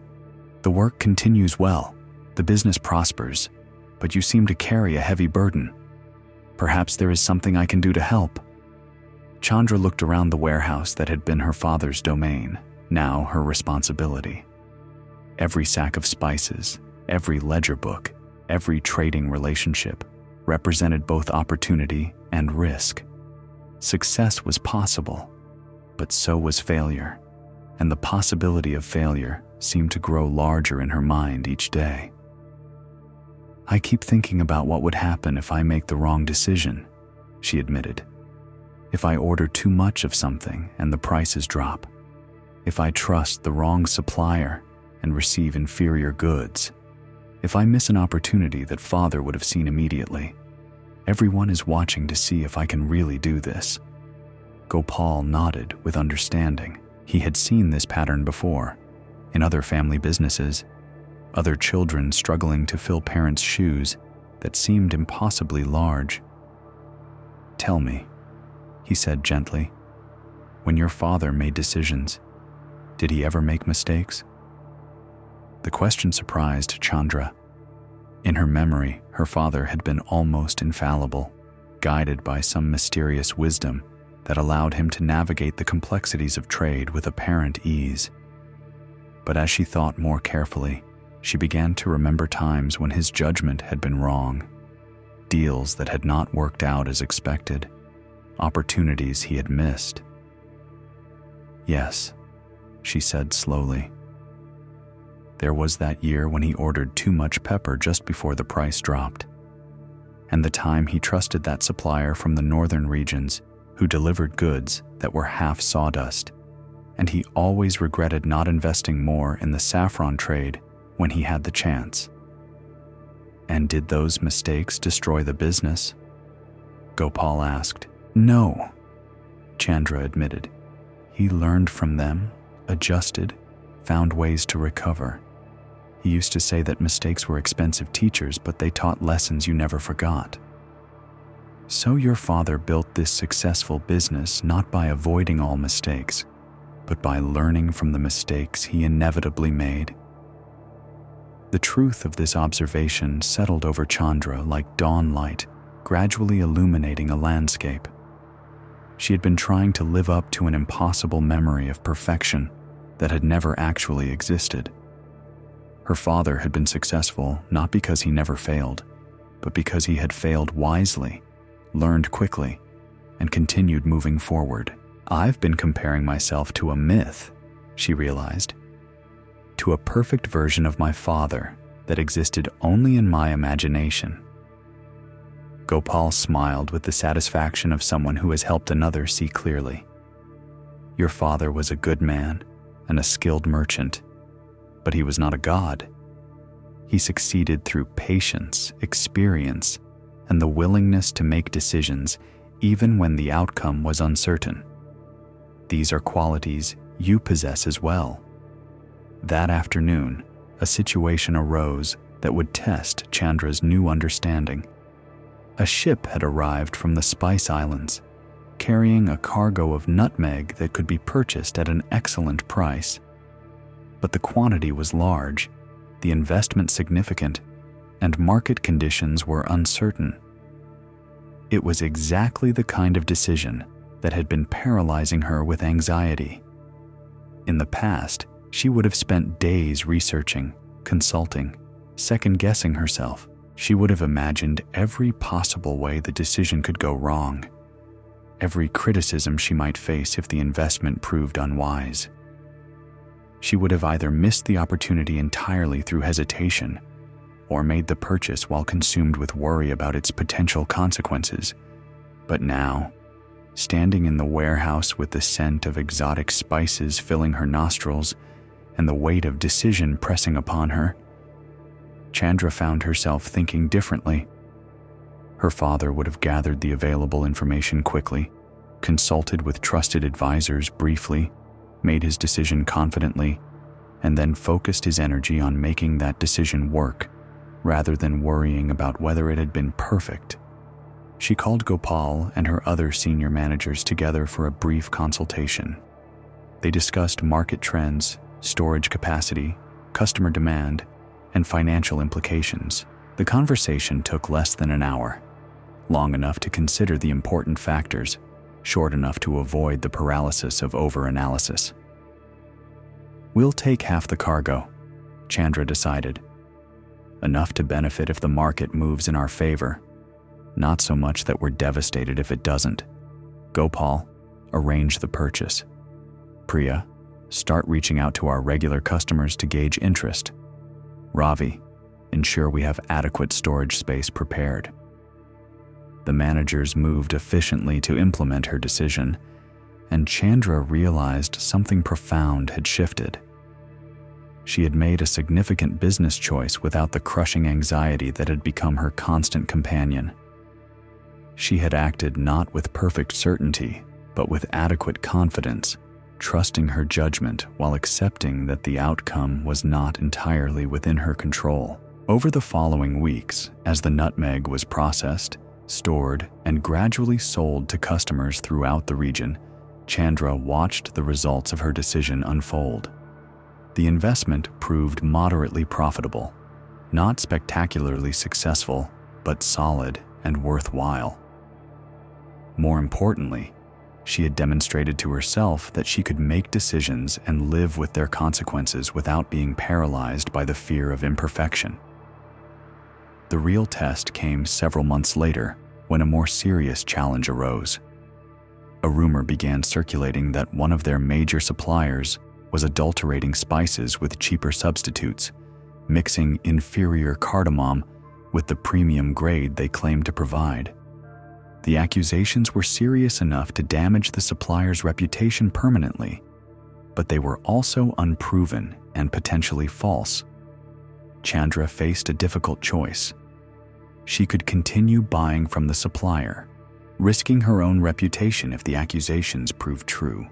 She could immediately cease all business with them, potentially destroying a long-standing relationship based on unverified rumors. Or she could investigate carefully, but investigation would take time, during which the rumors might spread and damage both businesses.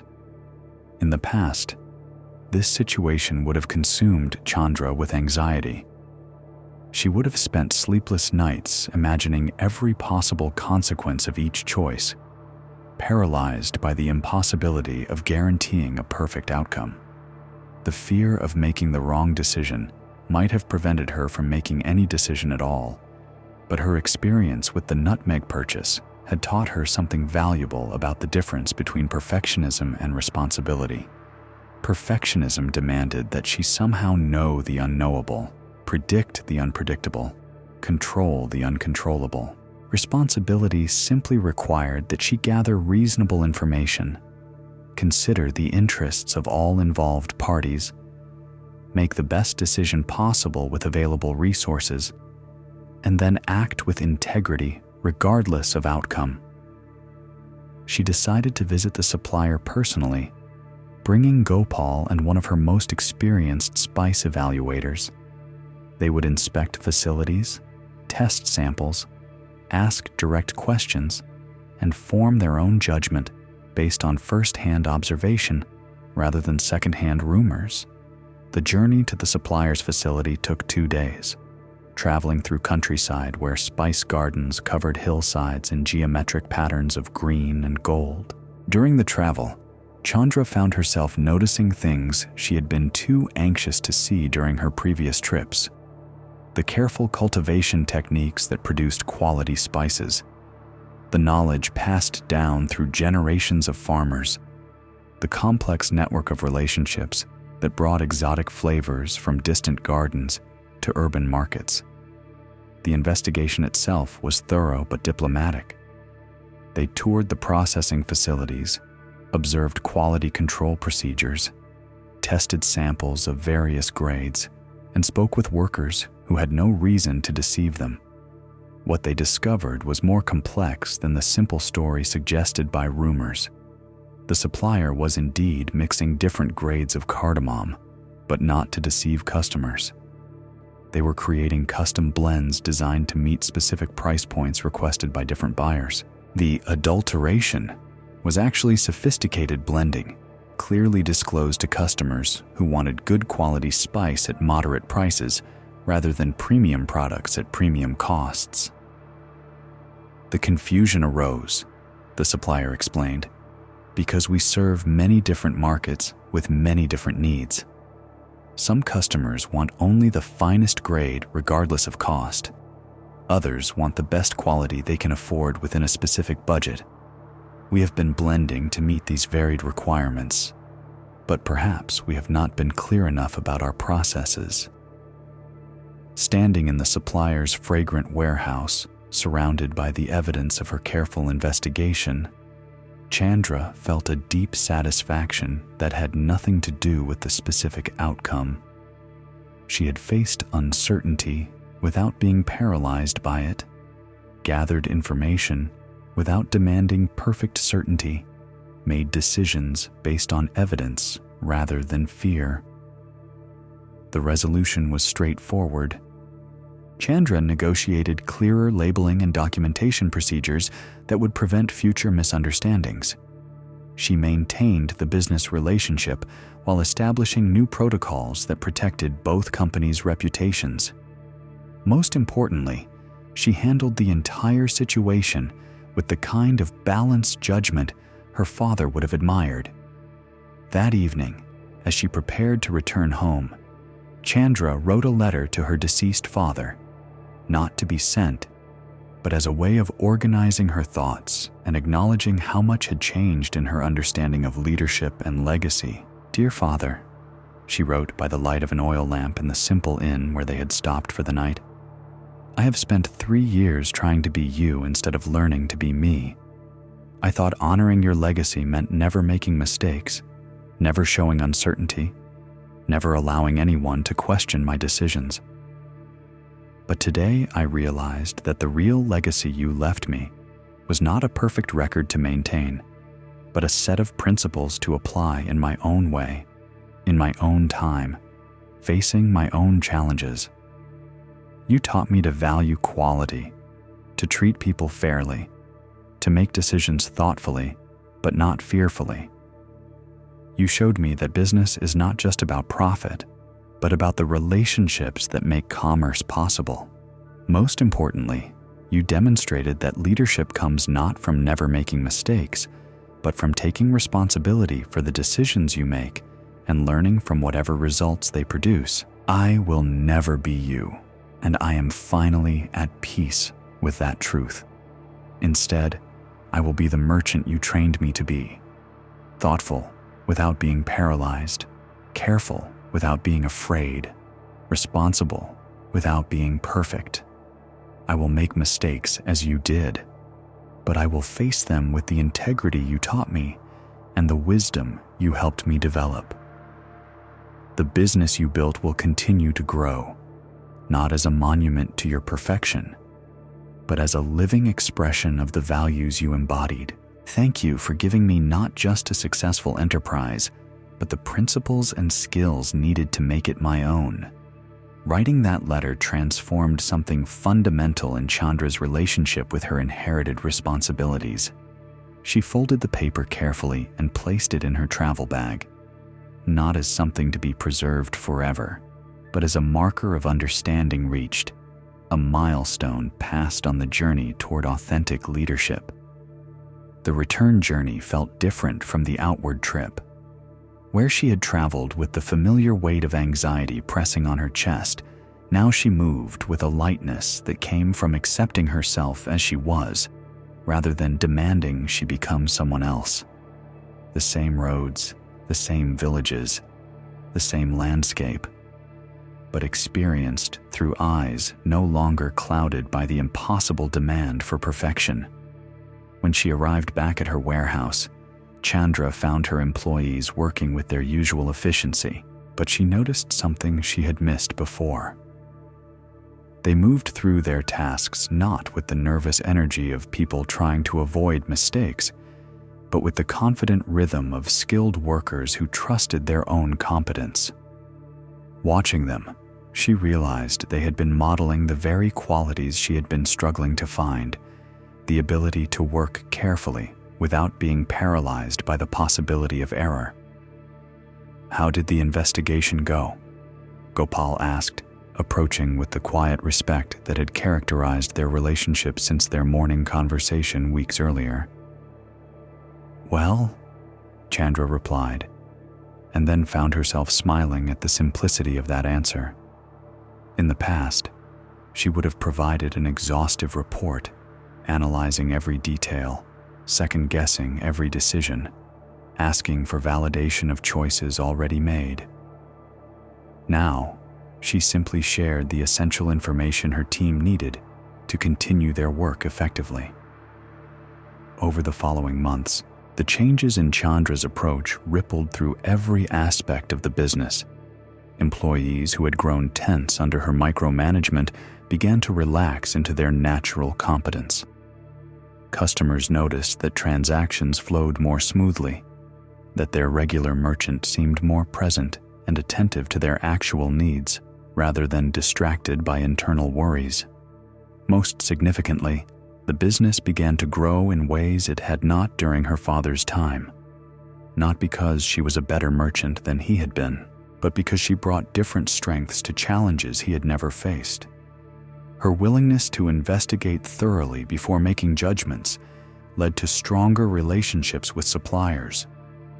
Her careful attention to customer needs opened new markets he had never considered.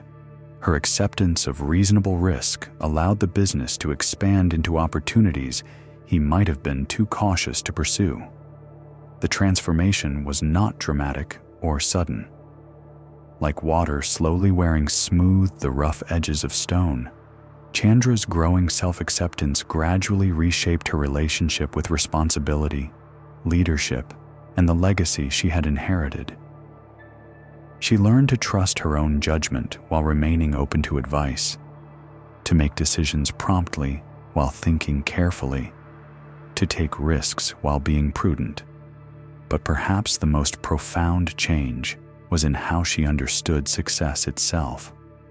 Her father had measured success primarily in terms of profit, reputation, and growth, all external markers that could be quantified and compared. Chandra began to recognize other measures equally important: the satisfaction of employees who enjoyed their work, the loyalty of customers who felt genuinely served, the personal peace that came from making decisions from wisdom rather than fear. One evening, as she locked the warehouse after a particularly busy day, Chandra found herself thinking about the conversation that had begun her transformation. Gopal's simple question, "When your father made decisions, did he ever make mistakes?" had revealed the false foundation upon which she had been trying to build her career. She had been worshiping a memory rather than honoring a person, pursuing an impossible standard rather than developing authentic capability. The real legacy her father had left was not a perfect record to maintain, but a living example of how to approach business with integrity, intelligence, and courage. Let us pause here and breathe together. Feel how the acceptance of your own humanity creates space for genuine capability to emerge. Notice that your breath has never needed to be perfect to sustain life. It simply needs to be present, responsive, adequate for what this moment requires. This same principle applies to all our efforts in the world. This story shows us how the pressure to live up to inherited expectations can become a prison more confining than any external limitation. Chandra discovered that her reverence for her father's memory had transformed him into an impossible standard against which she could only fail. Buddhism teaches that when we cling to idealized versions of others or ourselves, we create suffering that serves no useful purpose. When we release the demand to be someone we are not, we discover the freedom to become who we actually are. There is one final teaching about the shadows we cast upon ourselves, perhaps the most subtle and pervasive of all. In a quiet monastery nestled among pine-covered hills, there lived a young monk named Siddhi, who had devoted himself to meditation with extraordinary dedication. He rose each morning before dawn to sit in the meditation hall, spent hours each day in walking meditation on the mountain paths, and often remained awake late into the night, practicing various concentration techniques he had learned from ancient texts. Siddhi's commitment was admired by his fellow monks, praised by his teachers, and held up as an example for newer students who struggled to maintain regular practice. His posture was perfect, his breathing controlled, his attention focused with laser-like intensity on whatever meditation object he had chosen for that session. By external appearances, he was exactly what a serious meditation practitioner should be. But beneath this impressive exterior, Siddhi harbored a secret that he shared with no one. Despite years of dedicated practice, despite countless hours spent in meditation, despite following every instruction with meticulous precision, he had not achieved the profound states of peace and insight that the texts described.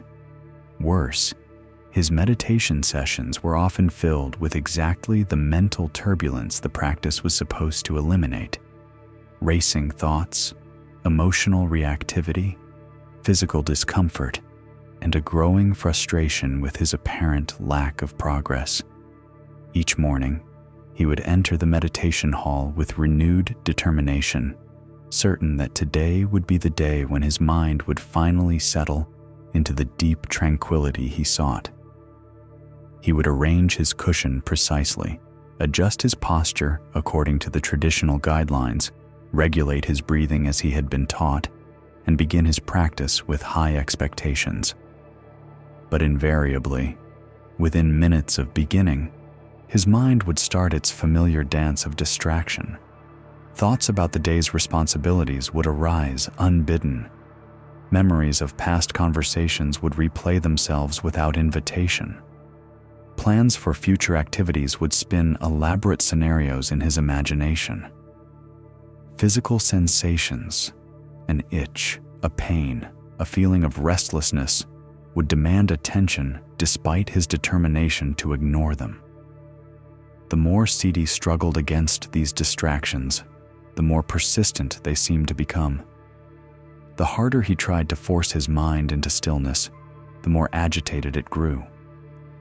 His meditation sessions became battles between his will and his wandering awareness, contests he felt he was losing day after day, week after week, month after month.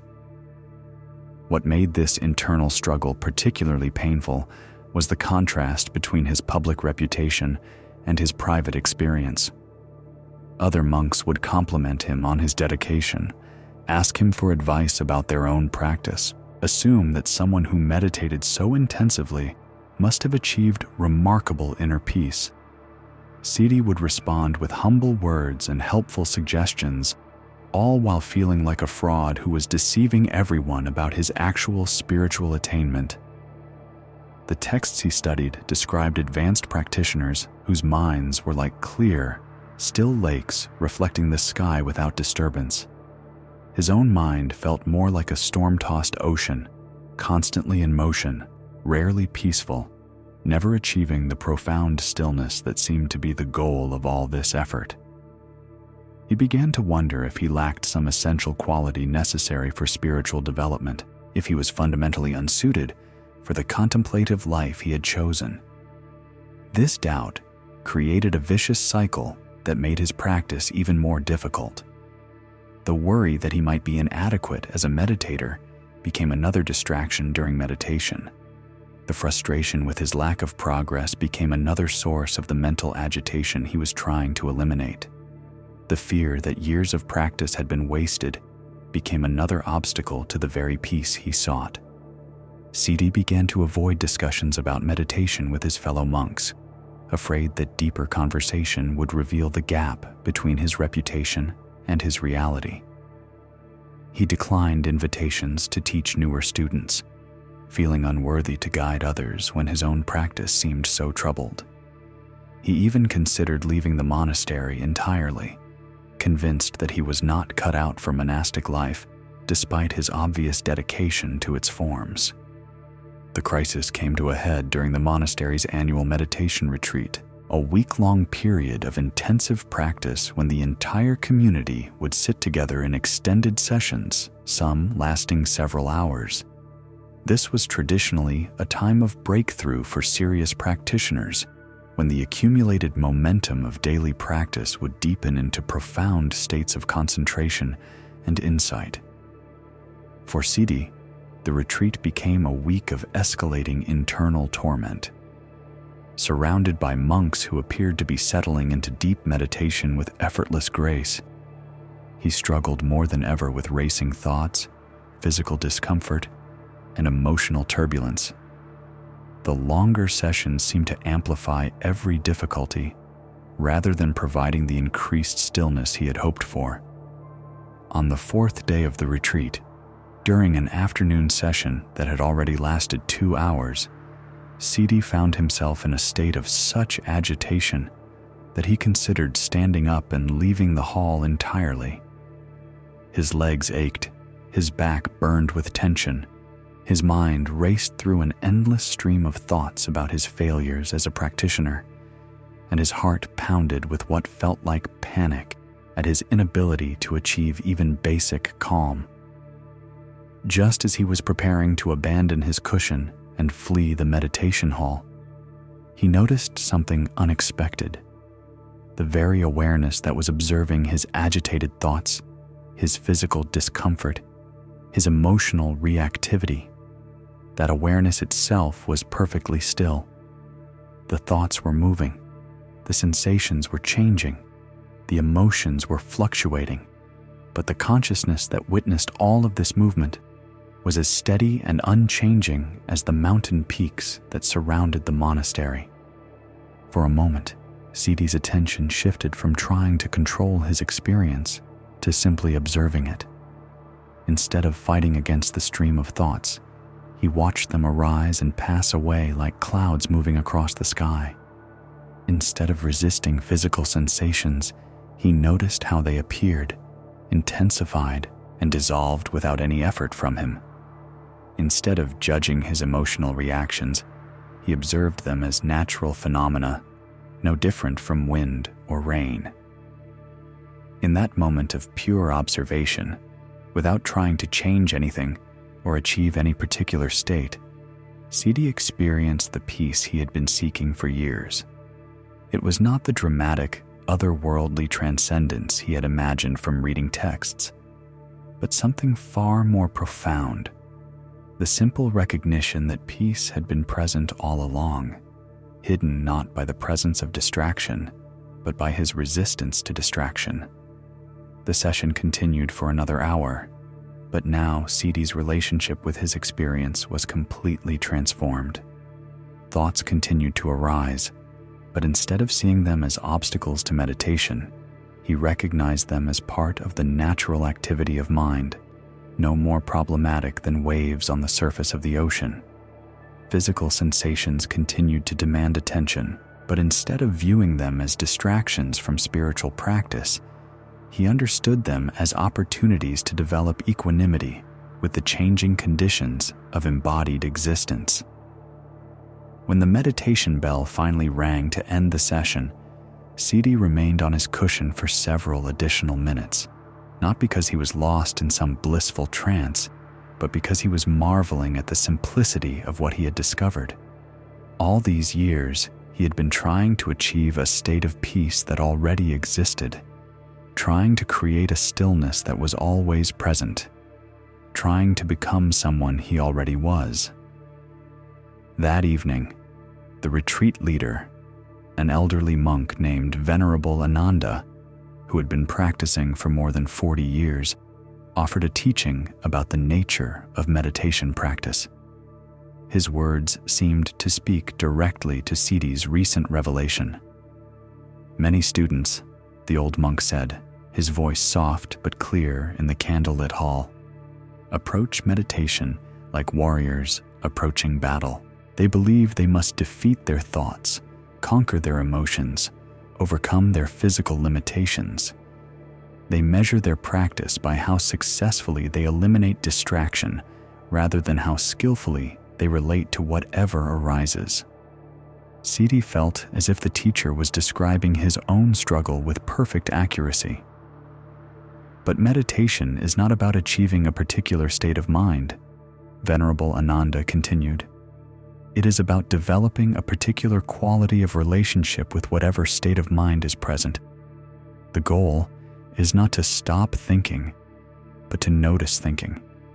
Not to eliminate emotions, but to observe emotions. Not to transcend the body, but to be present with bodily experience without being overwhelmed by it.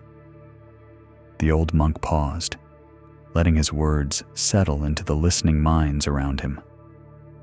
The peace we seek in meditation is not something we create. It is something we discover. It exists not in the absence of disturbance, but in our capacity to remain undisturbed by disturbance. After the teaching, Siddhi approached Venerable Ananda privately, drawn by a need to test his new understanding against the wisdom of someone who had walked this path for decades.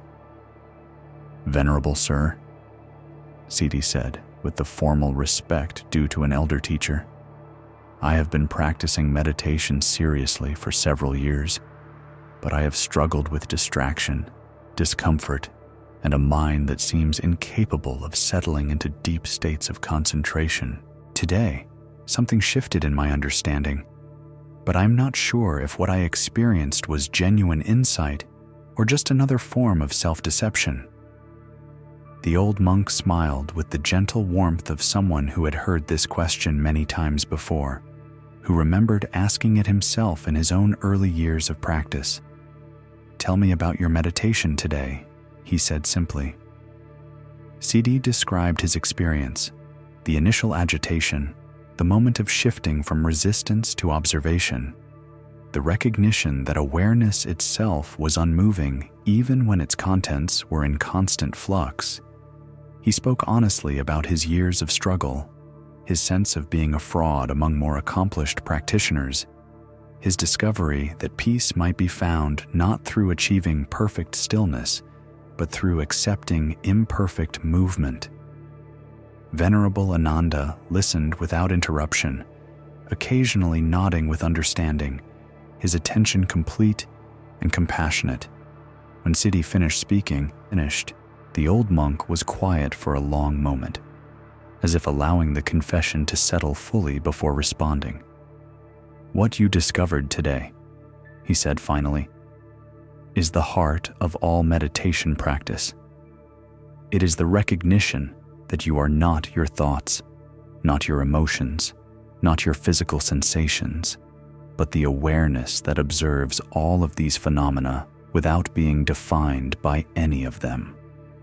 He gestured toward the oil lamp that lit their conversation, its flame dancing constantly but never disturbing the stillness of the air around it.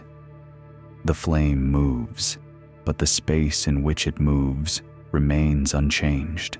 Your thoughts and feelings are like that flame, constantly in motion, but arising within an awareness that is as spacious and undisturbed as the sky itself. "But why did it take me so long to see this?" Siddhi asked.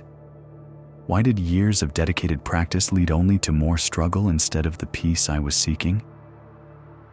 "Because," the old monk replied with a gentle laugh, "you were looking for peace in the wrong place. You thought peace was a state you could achieve, a condition you could create, a reward you could earn through sufficient effort. But peace is not a state. It is the space in which all states arise and pass away." He stood and walked to the window, looking out at the night sky where stars appeared and disappeared behind moving clouds. When you try to stop thoughts from arising, you create tension. When you resist uncomfortable sensations, you create suffering. When you judge your emotional reactions, you create conflict. All of this effort to improve your meditation actually made your meditation more difficult. "So was all that practice wasted?" Siddhi asked, concerned that his years of dedication had been misdirected. "Not wasted," Venerable Ananda assured him, returning to his seat. Necessary. You could not have discovered the futility of forcing peace until you had tried to force it thoroughly. You could not have recognized the naturalness of undisturbed awareness until you had exhausted yourself trying to disturb it into submission. He paused, choosing his words carefully. Sometimes, we must travel a long distance in the wrong direction in order to discover that we were already where we needed to be. Your years of struggle were not mistakes. They were the education that prepared you to recognize what was always present. The conversation continued well into the night, ranging over questions that had puzzled Siddhi throughout his monastic training. Why did some practitioners seem to progress quickly while others struggled for years? How could one distinguish between genuine insight and spiritual bypassing? What was the relationship between formal meditation practice and the wisdom needed for daily life? To each question, Venerable Ananda responded not with dogmatic answers, but with gentle guidance that helped Siddhi discover his own understanding. The old monk's wisdom lay not in providing solutions, but in asking questions that revealed the assumptions underlying Siddhi's confusion. You have been treating meditation as a performance, the teacher observed at one point, measuring your success by how impressive your states of consciousness become. But meditation is not about impressing anyone, including yourself. It is about becoming intimate with the truth of your own experience, whatever that truth might be. As the oil in their lamp grew low and the conversation drew toward its natural close, Siddhi felt a profound gratitude for both his years of struggle and his moment of breakthrough. Without the struggle, he would not have developed the sincere longing for peace that made recognition possible. Without the breakthrough, he would not have discovered that the peace he sought had been present throughout his seeking. Tomorrow, Venerable Ananda said as they prepared to part, when you sit for meditation, do not try to recreate today's experience. Do not grasp after the insight you achieved or measure tomorrow's practice against today's revelation. Simply sit with whatever arises, knowing that awareness itself is always perfect, even when its contents seem imperfect. Rest here and breathe naturally. Notice that your awareness of breathing is effortless, requiring no special skill or training. The same awareness that knows your breath can know thoughts, emotions, and sensations without being disturbed by their presence. This knowing awareness is always available, always peaceful, always complete, exactly as it is. This story shows us how spiritual striving can become another form of suffering when we mistake the goal for the path. Siddhi discovered that his years of trying to achieve peace had prevented him from recognizing the peace that was already present. Buddhism teaches that enlightenment is not a state we attain, but our natural condition that we learn to recognize. When we stop trying to become someone other than who we are, we discover that who we are is already whole, already aware, already free. We have traveled far together tonight, exploring the many ways we create our own suffering through the choices we make moment by moment. We met Bala, who learned that speed without wisdom is not speed at all, but a form of destructiveness that defeats its own purpose. We discovered how Kamala's attachment to her story of loss had become more compelling than healing, keeping wounds fresh through constant rehearsal of pain. We saw how the old woman by the river had learned to distinguish between grief and suffering, allowing natural sorrow to flow like water, while refusing to build monuments to loss that would imprison her in the past. We witnessed Arjun's struggle with perfectionism, his discovery that completion serves life better than an impossible pursuit of flawlessness, and his ultimate recognition that art exists not to prove the artist's worth, but to serve beauty's purpose in the world. We walked with Chandra as she released herself from the impossible burden of living up to a perfect memory, learning instead to honor her father's legacy by developing her own authentic relationship with responsibility and leadership. And finally, we sat with Siddhi in his recognition that the peace he had sought for years through effortful practice was present all along in the very awareness that was seeking it. All of these teachings point to the same fundamental truth, that suffering is not imposed upon us by external circumstances, but created by our resistance to what is, our attachment to what should be, our refusal to accept the imperfect perfection of this present moment. The Buddha taught that the root of all suffering lies not in the conditions of existence, but in our relationship to those conditions. When we insist that life should be different than it is, we create friction between reality and our preferences. When we demand that we should be other than we are, we wage war against our own nature.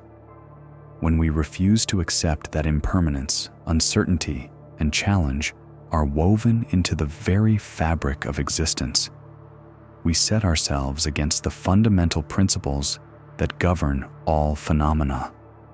But when we learn to work with reality rather than against it, when we develop the wisdom to distinguish between what can be changed and what must be accepted, when we cultivate the flexibility to adapt our responses to whatever circumstances arise, then we discover a different way of being in the world. We find that peace is possible, not because we have eliminated all problems, but because we have learned to remain centered in the midst of any problem. Let your shoulders soften now, releasing any tension you may have been holding. Feel your jaw relax, your breathing deepen, your entire body settling into the support that holds you. Notice that in this moment, despite whatever challenges exist in your life, you are safe, you are breathing, you are aware. The stories we have explored tonight are not just tales about other people in distant places and times. They are mirrors reflecting our own patterns, our own struggles, our own opportunities for awakening. In Bala's driving rush, we may recognize our own tendency to mistake busyness for progress. In Kamala's rehearsal of loss, we might see our own attachment to familiar pain. In Arjun's pursuit of perfection, we could notice our own fear of being inadequate as we are. But we can also find in these stories the seeds of our own liberation. The possibility of choosing wisdom over speed, healing over habitual suffering, completion over perfection, authenticity over impossible standards, awareness over endless striving. These choices are available to us not just in dramatic moments of crisis, but in the ordinary moments that make up the texture of daily life. Each breath you take is an opportunity to choose presence over distraction. Each interaction with another person is a chance to practice compassion over judgment. Each challenge that arises is an invitation to respond with wisdom rather than react from old patterns of fear or resistance. The Buddha's teaching is ultimately very simple, though not always easy to apply. Suffering is optional. Pain may be inevitable. The pain of loss, of change, of physical limitation, of disappointment. But the suffering we add to pain through our resistance, our stories, our demands that reality be different. This suffering is a choice we make moment by moment, and it is a choice we can learn to make differently. Feel your breath moving in and out naturally, without any need for your conscious control. This breath that sustains you is a perfect metaphor for the way life can be lived, not through constant effort and striving, but through a natural responsiveness to what each moment requires. Your breath adapts to your body's needs without your having to think about it. Your heart beats in rhythm with your activity, without your conscious direction. Your body heals cuts and bruises without your supervision. This same natural wisdom that operates in your physical body is available for every aspect of your life. The wisdom that knows how to breathe also knows how to respond to difficulty with grace, how to love without clinging, how to work without attachment to results, how to live fully while accepting mortality. Trust this wisdom that is deeper than your thinking mind, older than your personal history, more reliable than your changing emotions. It speaks not in words, but in the quiet, knowing that arises when you stop demanding that life be different than it is. It guides not through complicated strategies, but through simple presence, moment by moment awareness, the willingness to meet whatever comes with an open heart and a clear mind. Let your breathing soften even further now, each exhale releasing anything you no longer need to carry. There is nothing you need to fix about yourself tonight, no problem you need to solve, no achievement you need to reach.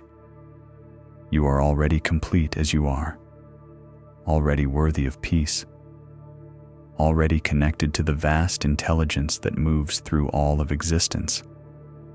Sleep is approaching like a gentle tide, ready to carry you into the deep rest your body and mind require.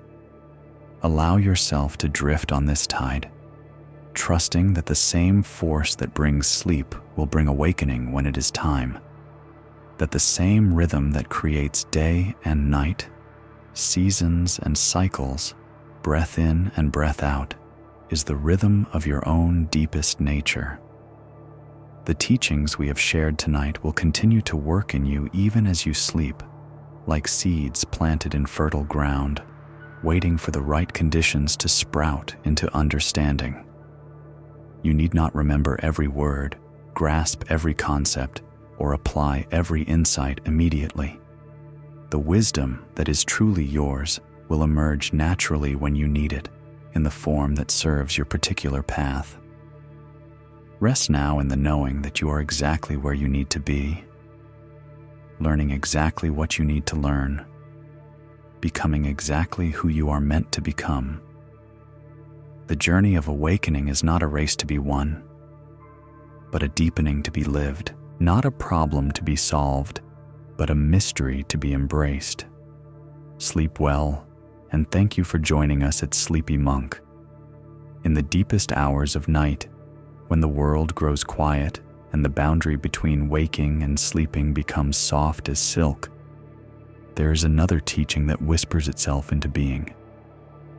It speaks of the most subtle prison of all, the one we build not from our failures or our strivings, but from our very successes, our accumulated wisdom, our carefully constructed sense of who we think we have become. Take a gentle breath and let it carry you deeper into rest, like a leaf settling onto still water, finding its natural place without effort or intention. In a monastery high in the northern mountains, where the air was thin and pure, and the silence so complete you could hear your own heartbeat, there lived an abbot named Thich Minh An, who was revered throughout the region for his profound understanding of the Dharma. Pilgrims traveled for months to receive his teachings. Younger monks sought his guidance on the most subtle points of practice. Even other abbots would journey great distances to consult with him about complex matters of spiritual development. Minh An had earned this reputation through decades of sincere practice and deep study. He had memorized vast portions of the Buddhist canon, mastered numerous meditation techniques, and guided hundreds of students toward greater understanding of the path to liberation. His talks were attended by overflow crowds who hung on every carefully chosen word, and his written commentaries were copied by hand and distributed to monasteries across the land. But success, even spiritual success, carries its own particular form of suffering, a suffering so refined that it often masquerades as virtue. Minh An had begun to identify so completely with his role as a teacher, his reputation as a wise man, his position as someone who possessed deep understanding, that he had forgotten the simple awareness that had originally drawn him to the spiritual path. His daily routine had become a performance, even when no one was watching. Each morning, meditation was conducted with the precise form that befitted someone of his stature. Each meal was eaten with the measured mindfulness that students expected to observe in their teacher. Each conversation was carefully modulated to maintain the appropriate tone of wise guidance and compassionate authority.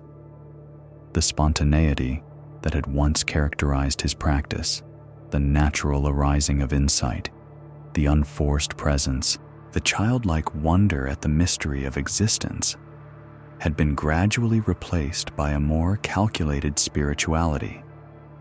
He knew how a realized teacher should respond to various situations, what kinds of questions deserved, which types of answers, how to maintain the dignified bearing that inspired confidence in those who sought his guidance. Even his moments of genuine insight had become performances for an internal audience that was constantly evaluating whether his understanding was deep enough, whether his realization was complete enough, whether his wisdom was worthy of the reverence others showed him.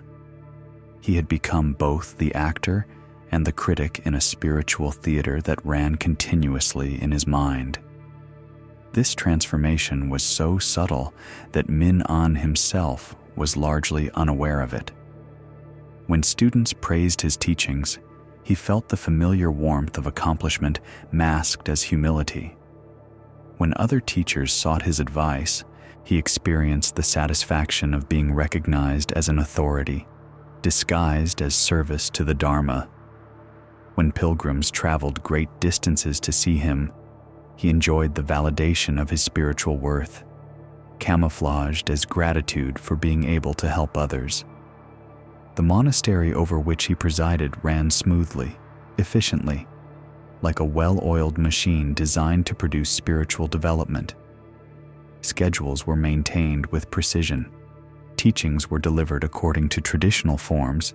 Students progressed through established stages of understanding. Everything appeared exactly as it should in a place dedicated to awakening. But life has a way of offering exactly the teaching we need, precisely when we are ready to receive it.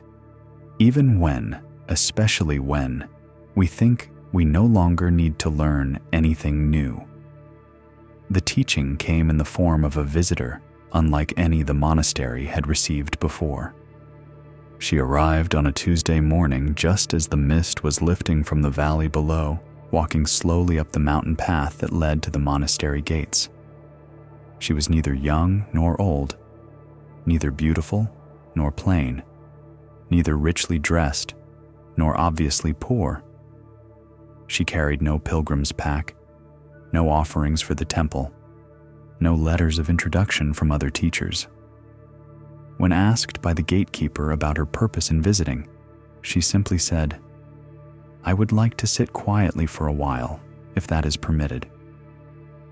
The request was unusual, but not unprecedented. Sometimes travelers sought temporary refuge at the monastery, drawn by the peace of the place rather than any specific religious purpose. The gatekeeper directed her to the public meditation hall and informed Abbot Min-an of her presence, as was customary with all visitors. That evening, after the day's teachings and ceremonies were complete, Min-an made his rounds through the monastery as was his habit, checking that all was well, that students were settled for the night, that the various buildings were secure. He found the visitor still sitting in the meditation hall, her posture upright but not rigid, her breathing so quiet she seemed almost to have merged with the stillness around her. "Sister," he said gently, using the respectful term for any woman who showed sincere interest in spiritual practice. "The hall will be closed soon for the night. Perhaps you would like to join us for evening meal tomorrow, or attend morning teachings."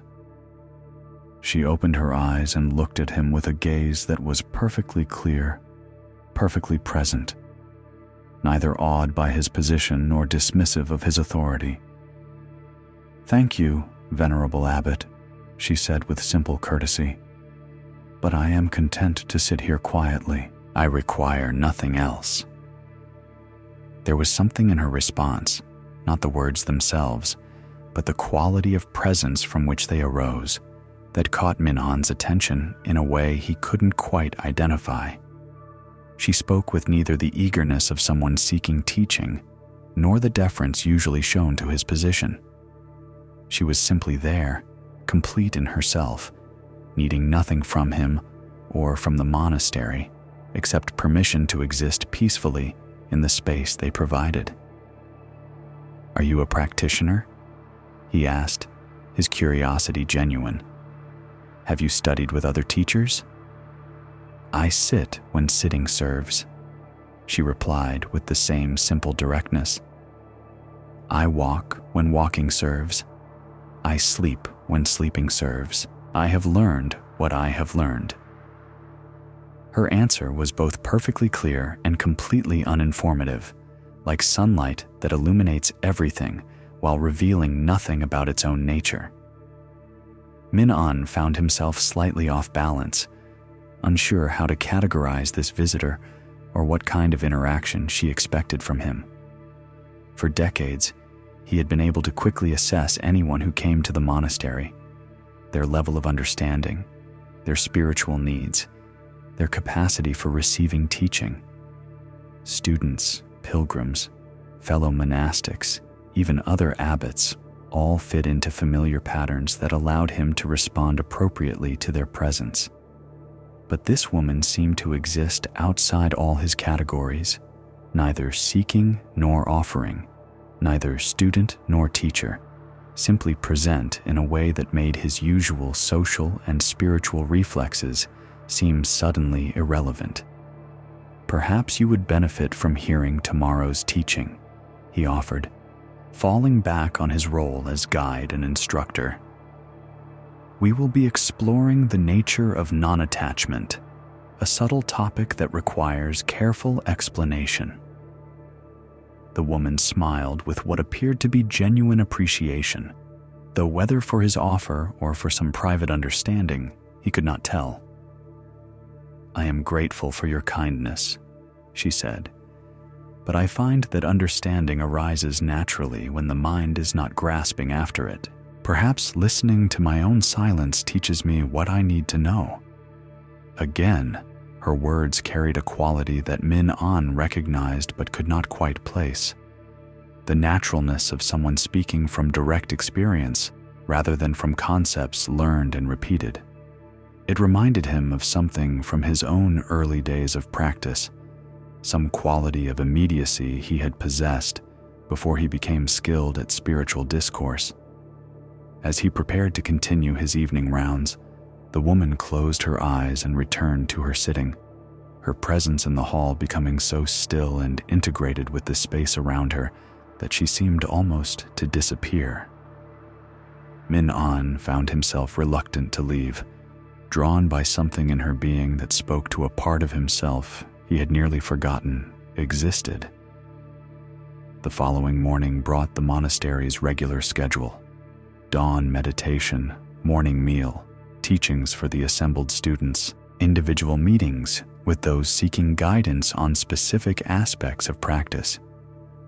Min-an moved through these activities with his customary skill and attention, but found his awareness periodically drawn back to the meditation hall and its unusual occupant. During his morning teaching on the nature of non-attachment, he found himself explaining concepts he had taught hundreds of times before, describing stages of realization he had personally experienced and helped others achieve. His words were precise, his examples apt, his guidance practical and useful.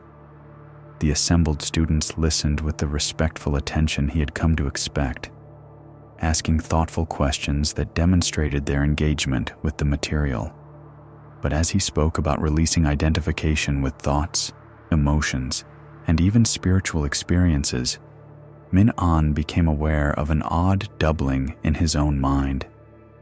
Part of him was delivering the teaching skillfully, drawing on years of study and practice to illuminate these subtle points for his students. Another part was observing this performance with something approaching embarrassment, recognizing how thoroughly he himself had become attached to his identity as someone who understood non-attachment. The realization was subtle, but disturbing. Here he was, explaining the futility of clinging to spiritual achievements, while being completely identified with his own spiritual achievements. Teaching about the trap of making enlightenment into another possession to be acquired, while possessing his reputation for wisdom like a treasured object. Describing the freedom that comes from releasing all concepts about oneself, while being thoroughly embedded in concepts about his own spiritual status. After the teaching ended, and the students dispersed to their various duties, Min An found himself walking toward the meditation hall where the visitor continued her quiet sitting. He told himself he was simply checking on her welfare, ensuring that she had everything she needed for her stay, but honestly compelled him to acknowledge that he was drawn by something deeper, a quality in her presence that seemed to embody what he had been describing in words. He found her exactly where he had left her the night before, sitting with the same natural stillness, neither forcing concentration nor allowing distraction, simply present with whatever arose in awareness. As he approached, she opened her eyes and regarded him with the same clear, undemanding attention she had shown before. "I hope you are comfortable here," he said, settling onto a cushion nearby. "Is there anything the monastery can provide for your needs?" "The silence provides everything," she replied simply, "though I am grateful for your kindness in allowing me to share it." They sat together for several minutes without speaking, and in that silence, Min An began to notice something remarkable.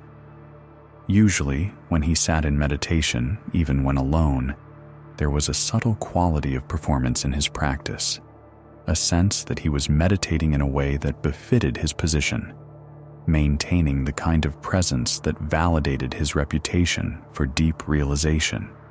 Even in solitude, he was somehow always on stage, playing the role of an accomplished meditator for an audience that included his own self-concept. But sitting near this woman, her own presence so genuinely unforced, he found that quality of performance beginning to dissolve. The part of him that was always monitoring his spiritual presentation, ensuring that his inner state matched his outer reputation, grew quiet in a way it had not for years. For the first time in longer than he could remember, he was simply sitting, not as an abbot, not as a teacher, not as someone who had achieved particular levels of understanding, but as a human being resting in awareness. The relief was profound and immediate, like setting down a weight he had not realized he was carrying. The constant internal commentary that evaluated his every spiritual experience, the persistent self-consciousness that wondered whether his realization was deep enough, the chronic anxiety about maintaining his reputation for wisdom, all of this simply fell away in the face of being genuinely present without agenda or identity. "How long have you been practicing?" he asked, his curiosity now completely natural rather than professionally polite. "I have never practiced," she said, her voice carrying not the slightest hint of false modesty or spiritual posturing. Practice implies working towards something that is not already present. I have simply learned to notice what is always here. Her words pointed to something so obvious that he had completely overlooked it in decades of sophisticated spiritual work. All his meditation techniques, all his accumulation of wisdom, all his carefully developed understanding, these were indeed practices, methods for achieving states that seemed absent, approaches to becoming someone he was not already. But what if, he found himself wondering, what if the awareness in which all practice occurred was itself the very thing he had been practicing to achieve? What if the one who watched his thoughts was already the peace he sought through controlling thoughts? What if the consciousness that observed his emotions was already the equanimity he tried to cultivate through managing emotions? But surely, he said, his teacher's mind engaging with these possibilities, some effort is required to maintain clear awareness, to develop concentration, to cultivate wisdom. The woman was quiet for a moment, her attention resting lightly on a small spider that was spinning its web in the corner of the hall. "Does that spider practice web spinning?" she asked finally. "Does the sun practice shining? Does your heart practice beating?" The questions were simple, almost childish, but they pointed to something that made Min-On's years of spiritual sophistication seem suddenly cumbersome and unnecessary. The spider spun its web not through effort or technique, but through expressing its essential nature. The sun shone not by practicing illumination, but by being what it was. His heart beat not through conscious cultivation, but through its inherent wisdom. What if, he began to suspect, awareness and wisdom and compassion were not achievements to be attained through practice, but expressions of what he already was? What if all his years of spiritual work had been elaborate detours from a simplicity that had been available all along? Rest here for a moment. Feel how your awareness needs no effort to be aware, requires no training to know what it knows, demands no technique to be present. The knowing that recognizes these words is not something you created through practice. It is the very ground from which all practice arises. "I have spent 30 years developing my understanding of the Dharma," Min-On said quietly, his voice carrying the weight of someone beginning to question the foundations of his entire approach to spiritual life. "I have mastered texts, refined techniques, guided hundreds of students, and yet sitting here with you, I feel like I am encountering something essential that I have somehow missed entirely." The woman turned her attention from the spider to the abbot, her gaze neither sympathetic nor dismissive, but simply present with whatever was arising in him. "Nothing has been missed," she said gently. "Everything you have learned, every student you have guided, every insight you have gained, all of this has been the awareness expressing itself, exploring itself, coming to know itself. The question is not whether you have been walking the right path, but whether you recognize the one who has been walking." Her words pointed to a recognition so fundamental that Min-On felt something shift at the very core of his being. All his spiritual accomplishments, all his accumulated wisdom, all his years of dedicated practice, these had not been separate from awareness, but expressions of awareness. The one who had studied the texts was awareness studying itself. The one who had developed concentration was awareness exploring its own nature. The one who had guided students was awareness serving awareness. But he had been so focused on the content of his spiritual journey, the techniques mastered, the insights achieved, the stages of development completed, that he had lost track of the one constant presence that had been aware of all these changing experiences. He had become identified with his spiritual resume while forgetting the consciousness in which that resume was known. "Who am I then?" he asked, the question arising not from philosophical curiosity, but from a genuine bewilderment at discovering that his most basic assumptions about himself might be mistaken. "Who is asking?" she replied, the traditional Zen response carrying in her voice not the mechanical repetition of a learned technique, but the fresh immediacy of direct pointing. Min An turned his attention toward the source of the question, looking for the questioner rather than trying to formulate an answer. What he found was not a person with a particular history, not an abbot with specific achievements, not even a practitioner with accumulated understanding. What he found was pure awareness itself, the same awareness that had been present in his childhood before he knew anything about spirituality, the same consciousness that would be present in his dying moment after all his knowledge had become irrelevant. This awareness was not something he possessed, but something he was. Not an achievement of his practice, but the very ground from which all practice arose. Not a state he could enter or leave, but the changeless background of all changing states.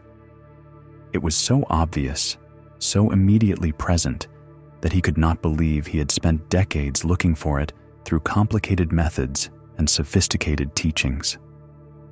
In that moment of recognition, all his spiritual identities dissolved like frost in morning sunlight. The wise abbot, the accomplished teacher, the realized master. These were simply roles awareness had played, costumes consciousness had worn, temporary expressions of an essence that was never defined by any particular form. The relief was indescribable. The constant pressure to maintain his spiritual image, to live up to his reputation for wisdom, to continue growing in understanding and realization, all of this simply fell away, revealed as a form of spiritual materialism he had been unconsciously engaging for years. "I have been looking for myself everywhere except where I actually am," he said, wonder and amusement mingling in his voice. "This is the nature of seeking," the woman replied with a gentle laugh. "We search for our glasses while wearing them, hunt for keys that are in our pockets, look for the happiness that is our very nature. The seeking is not wrong. It is how awareness explores the illusion of being lost." They continued sitting together as the morning light grew stronger and the sounds of monastic activity resumed around them. But now, Min An's relationship to these familiar sounds was completely transformed. The bells that called students to meditation, the chanting that drifted from the temple, the soft footsteps of monks moving through their daily routines.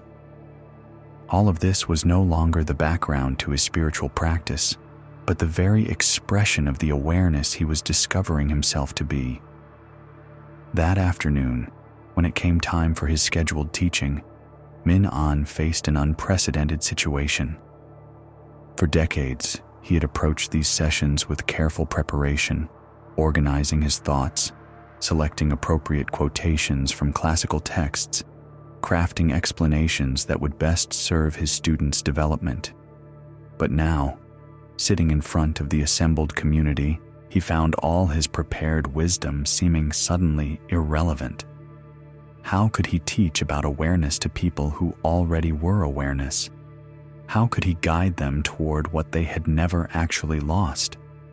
How could he help them achieve what they already possessed completely? For several minutes, he sat in silence with his students, not from technique or tradition, but from genuine not knowing. The role of teacher, which had fit him so comfortably for so many years, no longer seemed to have any meaning when the distinction between teacher and student dissolved in the recognition of shared being. Finally, he spoke. "Today I had planned to teach about the stages of insight meditation," he said, his voice carrying an honesty and vulnerability his students had never heard from him before. "But I find myself wondering who would be teaching whom about what. We are all the same awareness, temporarily pretending to be different people with different levels of understanding." The admission sent a ripple of confusion through the assembled students. They had come expecting instruction, guidance, the wisdom that their revered teacher was known to provide. Instead, they found him questioning the very premises upon which his authority rested. "But, venerable teacher," one of the senior students said respectfully, "surely there are differences in understanding, stages of development, progression along the path. Surely you, who have studied and practiced for decades, have insights that can benefit those of us who are just beginning." Min An looked around at the faces of his students, seeing in them the same earnest seeking that had driven his own decades of spiritual work. They wanted to grow, to develop, to achieve the peace and wisdom they believed he had attained. How could he explain that what they sought was not an achievement, but a recognition, not a destination, but their point of departure? "Tell me," he said gently, "who is aware of your desire to understand? Who knows the seeking that drives your practice? Who is present with your frustration when meditation seems difficult, your joy when insight arises, your confusion when teachings seem contradictory?" One by one, his students turned their attention inward, looking not for answers, but for the questioner, not for understanding, but for the understander. And one by one, they began to discover the same obvious presence that Min An had recognized that morning, the awareness that had been with them all along, closer than their own breath, more intimate than their most private thoughts. The teaching session continued, but it had become something entirely different from the traditional format. Instead of receiving information about spiritual development, the students were being invited to recognize what they already were. Instead of learning new techniques for achieving enlightenment, they were discovering that enlightenment was the very awareness in which all techniques arose. Not everyone was ready for this recognition. Some students left confused, frustrated by the apparent abandonment of the structured teachings they had come to receive. Others grew irritated with what seemed like philosophical wordplay rather than practical guidance. But a few experienced the same shift that had transformed Min An's understanding, recognizing themselves as the awareness they had been seeking to develop. As the days passed, word of the changes at the monastery began to spread. Some visitors came seeking the traditional teachings and left disappointed when they found instead an invitation to question the very premises of spiritual seeking. Others arrived curious about reports of a teacher who had abandoned his teaching, only to discover an approach to Dharma that was more immediate and direct than anything they had encountered before. The woman who had catalyzed this transformation continued to sit quietly in the meditation hall, her presence neither claiming credit for the changes nor distancing herself from their effects. She was simply there, like water or air, so natural and unobtrusive that her profound impact was almost invisible. One evening, as Min An sat with her in their now familiar silence, he found himself reflecting on the complete upheaval of everything he had thought he knew about spiritual life. "Have I been deceiving myself all these years?" he asked. "Were all my studies, all my practice, all my efforts to understand the Dharma just elaborate forms of spiritual materialism?" "Water seeking itself in a river," she replied with characteristic simplicity. "The seeking is not separate from what is sought, but neither is it unnecessary. How else would water discover its own nature except by flowing?" Her words pointed to something he was beginning to understand, that his years of practice had not been mistakes or detours, but necessary expressions of awareness exploring its own depths. The very seeking that now seemed redundant had been the vehicle for this recognition, like a boat that becomes unnecessary once you reach the other shore, but without which the crossing could not have occurred. "And now?" he asked. "How do I serve the Dharma when I no longer believe in the distinction between teacher and student, between ignorance and enlightenment, between practice and attainment?" The woman gestured toward the meditation hall, where several students sat in the growing evening shadows, some struggling with familiar difficulties, others resting in newfound ease, all held equally in the same encompassing awareness. "Serve what is needed," she said simply. Sometimes awareness expresses itself as teaching, sometimes as learning, sometimes as silence, sometimes as speech. Trust what arises naturally rather than trying to maintain any particular role. Her guidance pointed toward a way of being in the world that was responsive rather than controlling, authentic rather than performative, natural rather than calculated. Instead of trying to be a teacher or trying not to be a teacher, he could simply be present and allow whatever was needed to emerge from that presence. This became the foundation of a completely new approach to his role in the monastery. Instead of planning teachings, he would sit with students and respond to what was actually present, rather than what he thought should be addressed.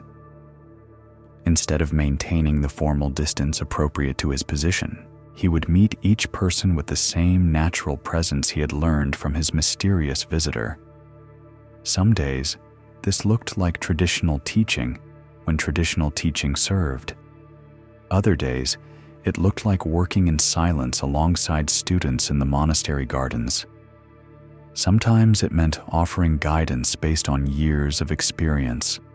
Other times, it meant admitting complete ignorance about questions that had no conceptual answers. The transformation was not always smooth or comfortable. Students who had depended on his authority found themselves challenged to develop their own relationship with truth. Visitors who sought definitive answers found themselves invited into their own inquiry.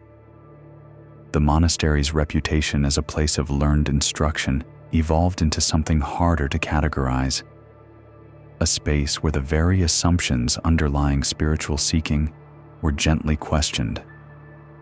Breathe softly now, letting each exhale carry away any need to understand everything, to figure it all out, to achieve some final spiritual attainment.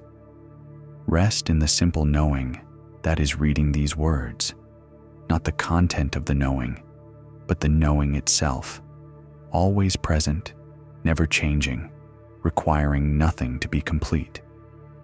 Through all these changes, the woman continued her quiet sitting, her presence like a tuning fork that helped the entire monastery find its natural resonance. She spoke only when speech served, taught only when teaching was needed, and mostly simply existed as a living reminder of the simplicity that lies beneath all spiritual complexity. Months passed in this way, with the monastery gradually settling into its new rhythm. The rigid schedules remained, but felt more natural. The traditional forms continued, but were infused with fresh spontaneity. The hierarchy of teacher and student persisted, but became more fluid, more responsive to what each moment actually required.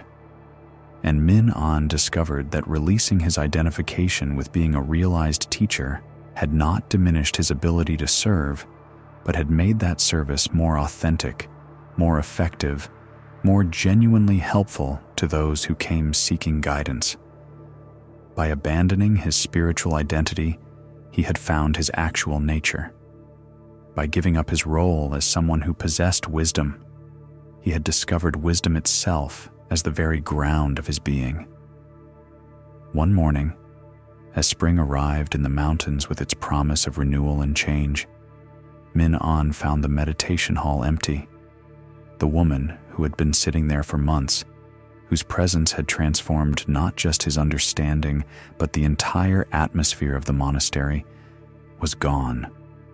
She had left as quietly as she had arrived, without announcement or farewell, like morning mist that dissipates when the sun rises high enough.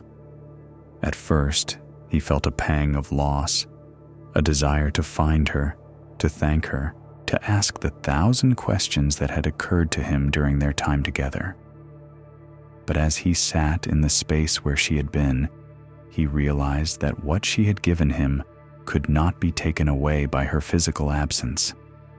The recognition she had pointed him toward was not dependent on her presence. It was his own nature, as constant and reliable as his own breathing. The empty cushion where she had sat became a teaching in itself, demonstrating the very impermanence she had embodied in her brief stay. Nothing remained the same. Not teachers, not students, not insights, not even the most profound spiritual experiences. Yet the awareness that witnessed all these changes, that had been present for her arrival and was present for her departure, remained utterly unchanged. In the days that followed, students would ask about the mysterious visitor, wanting to know who she had been, where she had come from, why she had left so suddenly. Min An found himself unable to provide the kind of biographical information they sought. He realized he knew almost nothing about her personal history, her background, her training, or even her name. She had been so completely present that questions about her past or future had seemed irrelevant. She was a teacher without teaching, a presence without agenda, he would tell those who asked. She showed us that what we seek is not something to be found, but something to be recognized as what we already are. The monastery continued to function, but its character had been fundamentally altered by those months of gentle questioning and direct pointing. The rigid certainty that had once characterized its approach to Dharma had been replaced by a more fluid responsiveness to what each moment required. Students learned not just meditation techniques, but how to trust their own inner knowing. Teachers offered guidance while acknowledging the ultimate mystery that lies beneath all conceptual understanding. Years passed, and the reputation of the monastery evolved. It became known not as a place where one could acquire spiritual knowledge, but as a place where the very foundations of spiritual seeking were lovingly dismantled. Students arrived thinking they would learn how to become enlightened and discovered instead that enlightenment was their very nature, temporarily obscured by the effort to achieve it. Min An aged gracefully in this new understanding, his hair growing white, his body moving more slowly, but his essence remaining as fresh and immediate as it had been in that first moment of recognition. He no longer carried the burden of maintaining a spiritual image or living up to others' expectations of his realization. He was simply present, responding to whatever arose with the naturalness of water flowing downhill. On his deathbed, many years later, surrounded by students who had become friends and friends who had become family, Min An was asked for his final teaching, some last words of wisdom to guide those who would continue without his physical presence. He smiled with the same gentle amusement he had discovered on that spring morning when a mysterious woman had helped him recognize what he had always been. "There is nothing to achieve," he whispered, his voice barely audible but perfectly clear. "There is nothing to lose. There is only this awareness, playing at being everything you can imagine, and some things you cannot. Rest in what you are, not what you think you should become." And with those words, he simply stopped breathing, as naturally as he had been breathing all his life, leaving behind not a legacy of accumulated wisdom, but a living demonstration that the most profound spiritual truth is also the most ordinary, the simple fact of being aware, right here, right now, without needing to be anything more or different than exactly what is. Let us pause here in the deepest part of night, when the boundary between dreaming and waking becomes as thin as silk, and rest in this most fundamental recognition.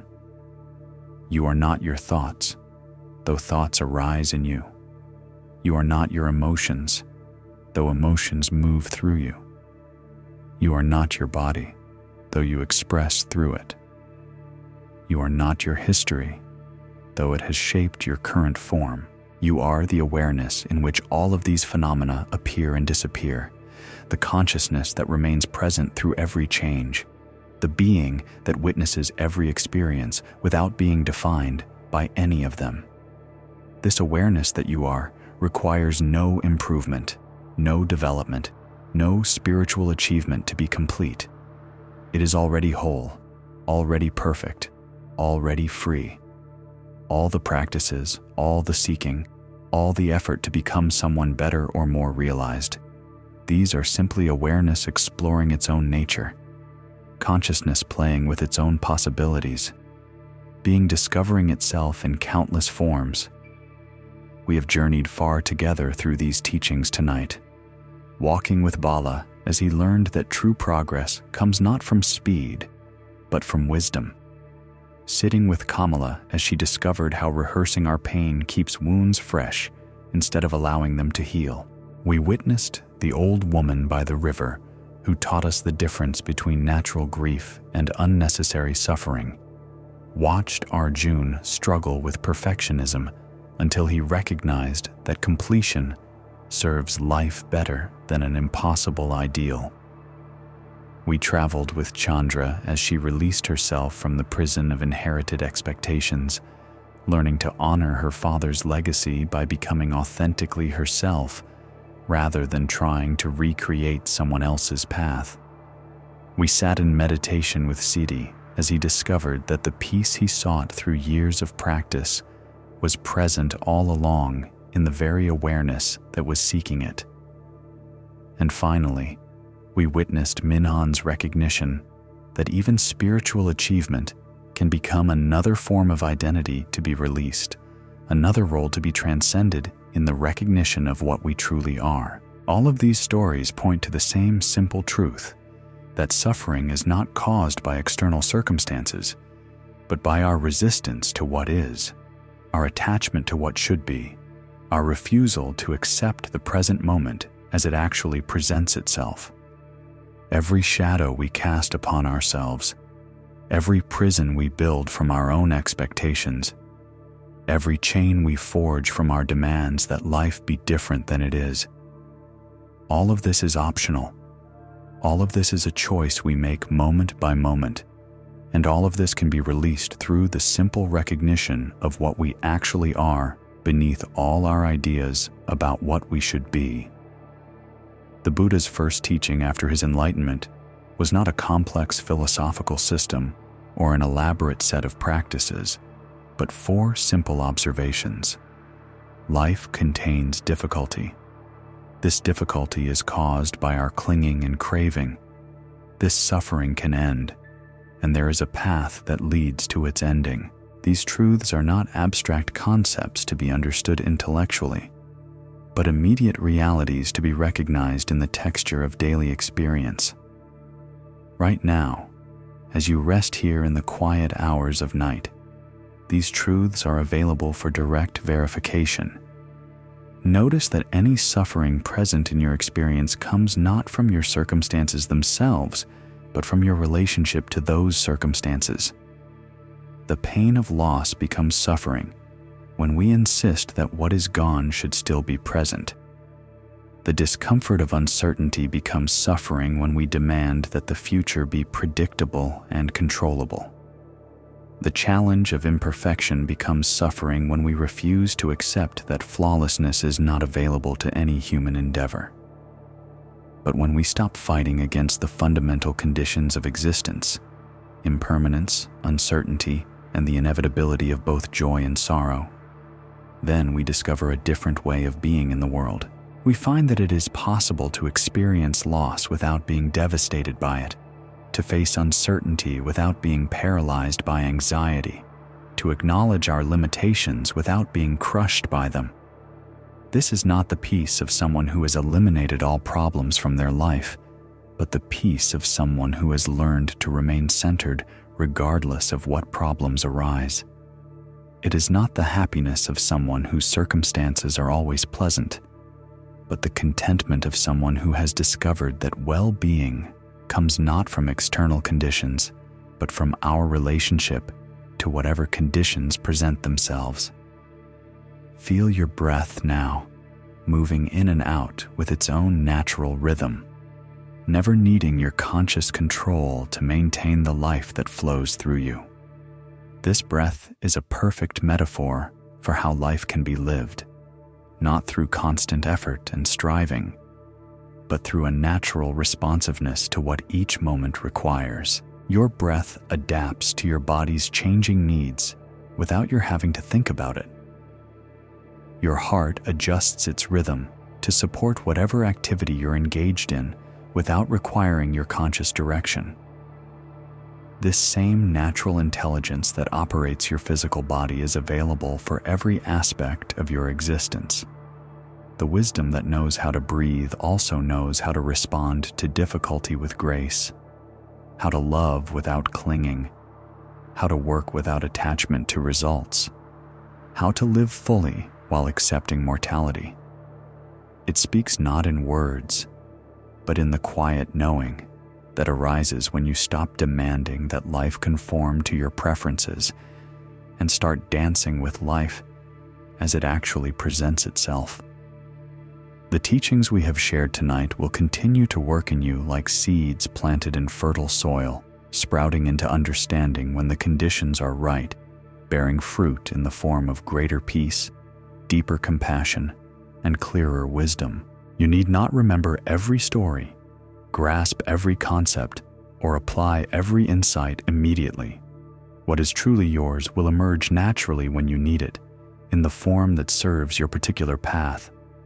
Trust the process of your own awakening, which unfolds not according to any external timeline, but according to the mysterious intelligence that governs all growth and development. A flower does not strain to bloom more quickly than its nature allows. A river does not struggle to reach the sea more rapidly than its natural flow permits. Your own journey toward greater freedom and understanding will unfold in its own perfect timing, guided by wisdom deeper than your conscious mind can comprehend. Let your body relax completely now, releasing any tension you may have been holding in your shoulders, your jaw, your hands, your feet. Feel yourself supported by whatever holds you: bed, chair, floor, earth. And know that this physical support is a symbol of the larger support that sustains your entire existence. The same force that holds planets in their orbits, that guides seasons in their cycles, that brings dawn after darkness, is the force that moves through your own life, creating exactly the experiences you need for your continued awakening. There is nothing you need to fix about yourself tonight, no problem you need to solve, no achievement you need to reach. You are already complete as you are, already worthy of love and respect, already connected to the vast web of being that includes every star in the sky and every grain of sand on earth. Your apparent separation from this wholeness is the dream from which all spiritual seeking attempts to awaken, and that awakening is not a distant goal, but a present possibility, available in this very moment through the simple recognition of what you truly are. The stories of shadow and light, of prison and freedom, of seeking and finding that we have explored tonight are not just tales about other people in distant times and places. They are mirrors reflecting your own journey, your own struggles, your own potential for liberation. In every character who learned to release their attachment to suffering, you can see your own capacity for healing. In every moment of recognition where someone discovered their true nature, you can glimpse your own inherent freedom. You are not broken and do not need to be fixed. You are not lost and do not need to be found. You are not separate and do not need to be connected. You are already whole, already present, already one with the mystery that expresses itself as everything you can perceive and everything you cannot. The search for your true self can end right here in this moment, with the simple recognition that the searcher and the sought are not two different things, but one awareness exploring its own infinite nature. Sleep comes now like a gentle tide, ready to carry you into the deep rest your body and mind require for renewal and integration. Allow yourself to drift on this tide, trusting that the same intelligence that brings sleep will bring awakening when the time is right, that the same rhythm that creates night and day, rest and activity, breathing in and breathing out, is the rhythm of your own deepest nature.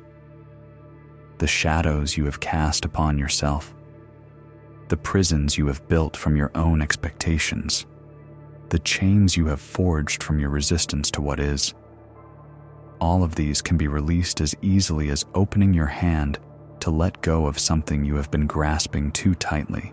The freedom you seek is not something to be earned through struggle or achieved through effort, but something to be recognized as your birthright, your natural condition, your true face before you learned to wear the masks that society and conditioning convinced you were necessary. As you surrender to sleep, let yourself surrender also to the profound mystery of your own existence, the miracle of consciousness itself, the extraordinary gift of being aware in a universe that somehow evolved the capacity to know itself through your very awareness. You are not an accident in a meaningless cosmos, but an expression of the cosmos coming to know itself, a unique and precious manifestation of the infinite, exploring its own possibilities through the particular form of your individual life. Rest now in this knowing, deeper than thought, more reliable than emotion, more constant than any changing circumstance. Rest in what you are, beyond all ideas about what you should become. Rest in the peace that passes understanding, the love that needs no object, the freedom that knows no limitation. Sleep well, and thank you for joining us at Sleepy Monk. In the deepest hours before dawn, when the world rests in perfect stillness, and the veil between dreams and waking is gossamer thin, there is one final whisper of understanding that moves through consciousness like the gentlest breeze through sleeping leaves. You are already home. You have always been home. The journey through shadow and light, the exploration of prisons built and dissolved, the recognition of what you truly are beneath all ideas about what you should become. This has not been a path toward some distant destination, but a remembering of what was never actually lost, only temporarily forgotten in the dream of separation, the breath that breathes you, the awareness that knows these words, the peace that underlies even the most turbulent experiences. This is your true nature, closer than your own heartbeat, more intimate than your most private thoughts, more constant than the stars that wheel through their eternal dance across the sky. Nothing you could do or fail to do, achieve or fail to achieve, become or fail to become could add to or subtract from this essence of what you are. You are already complete, already perfect, already free, already whole, already one with the source from which all things arise and to which all things return. Sleep now in this ultimate knowing, and wake whenever you do to the same truth that is present whether you are sleeping or waking, dreaming or alert, struggling or at peace. You are consciousness itself, temporarily playing at being human, forever exploring the infinite possibilities of existence through the unique gift of your individual awareness. Sweet dreams, fellow traveler. The path is complete, the journey is over, and you are home.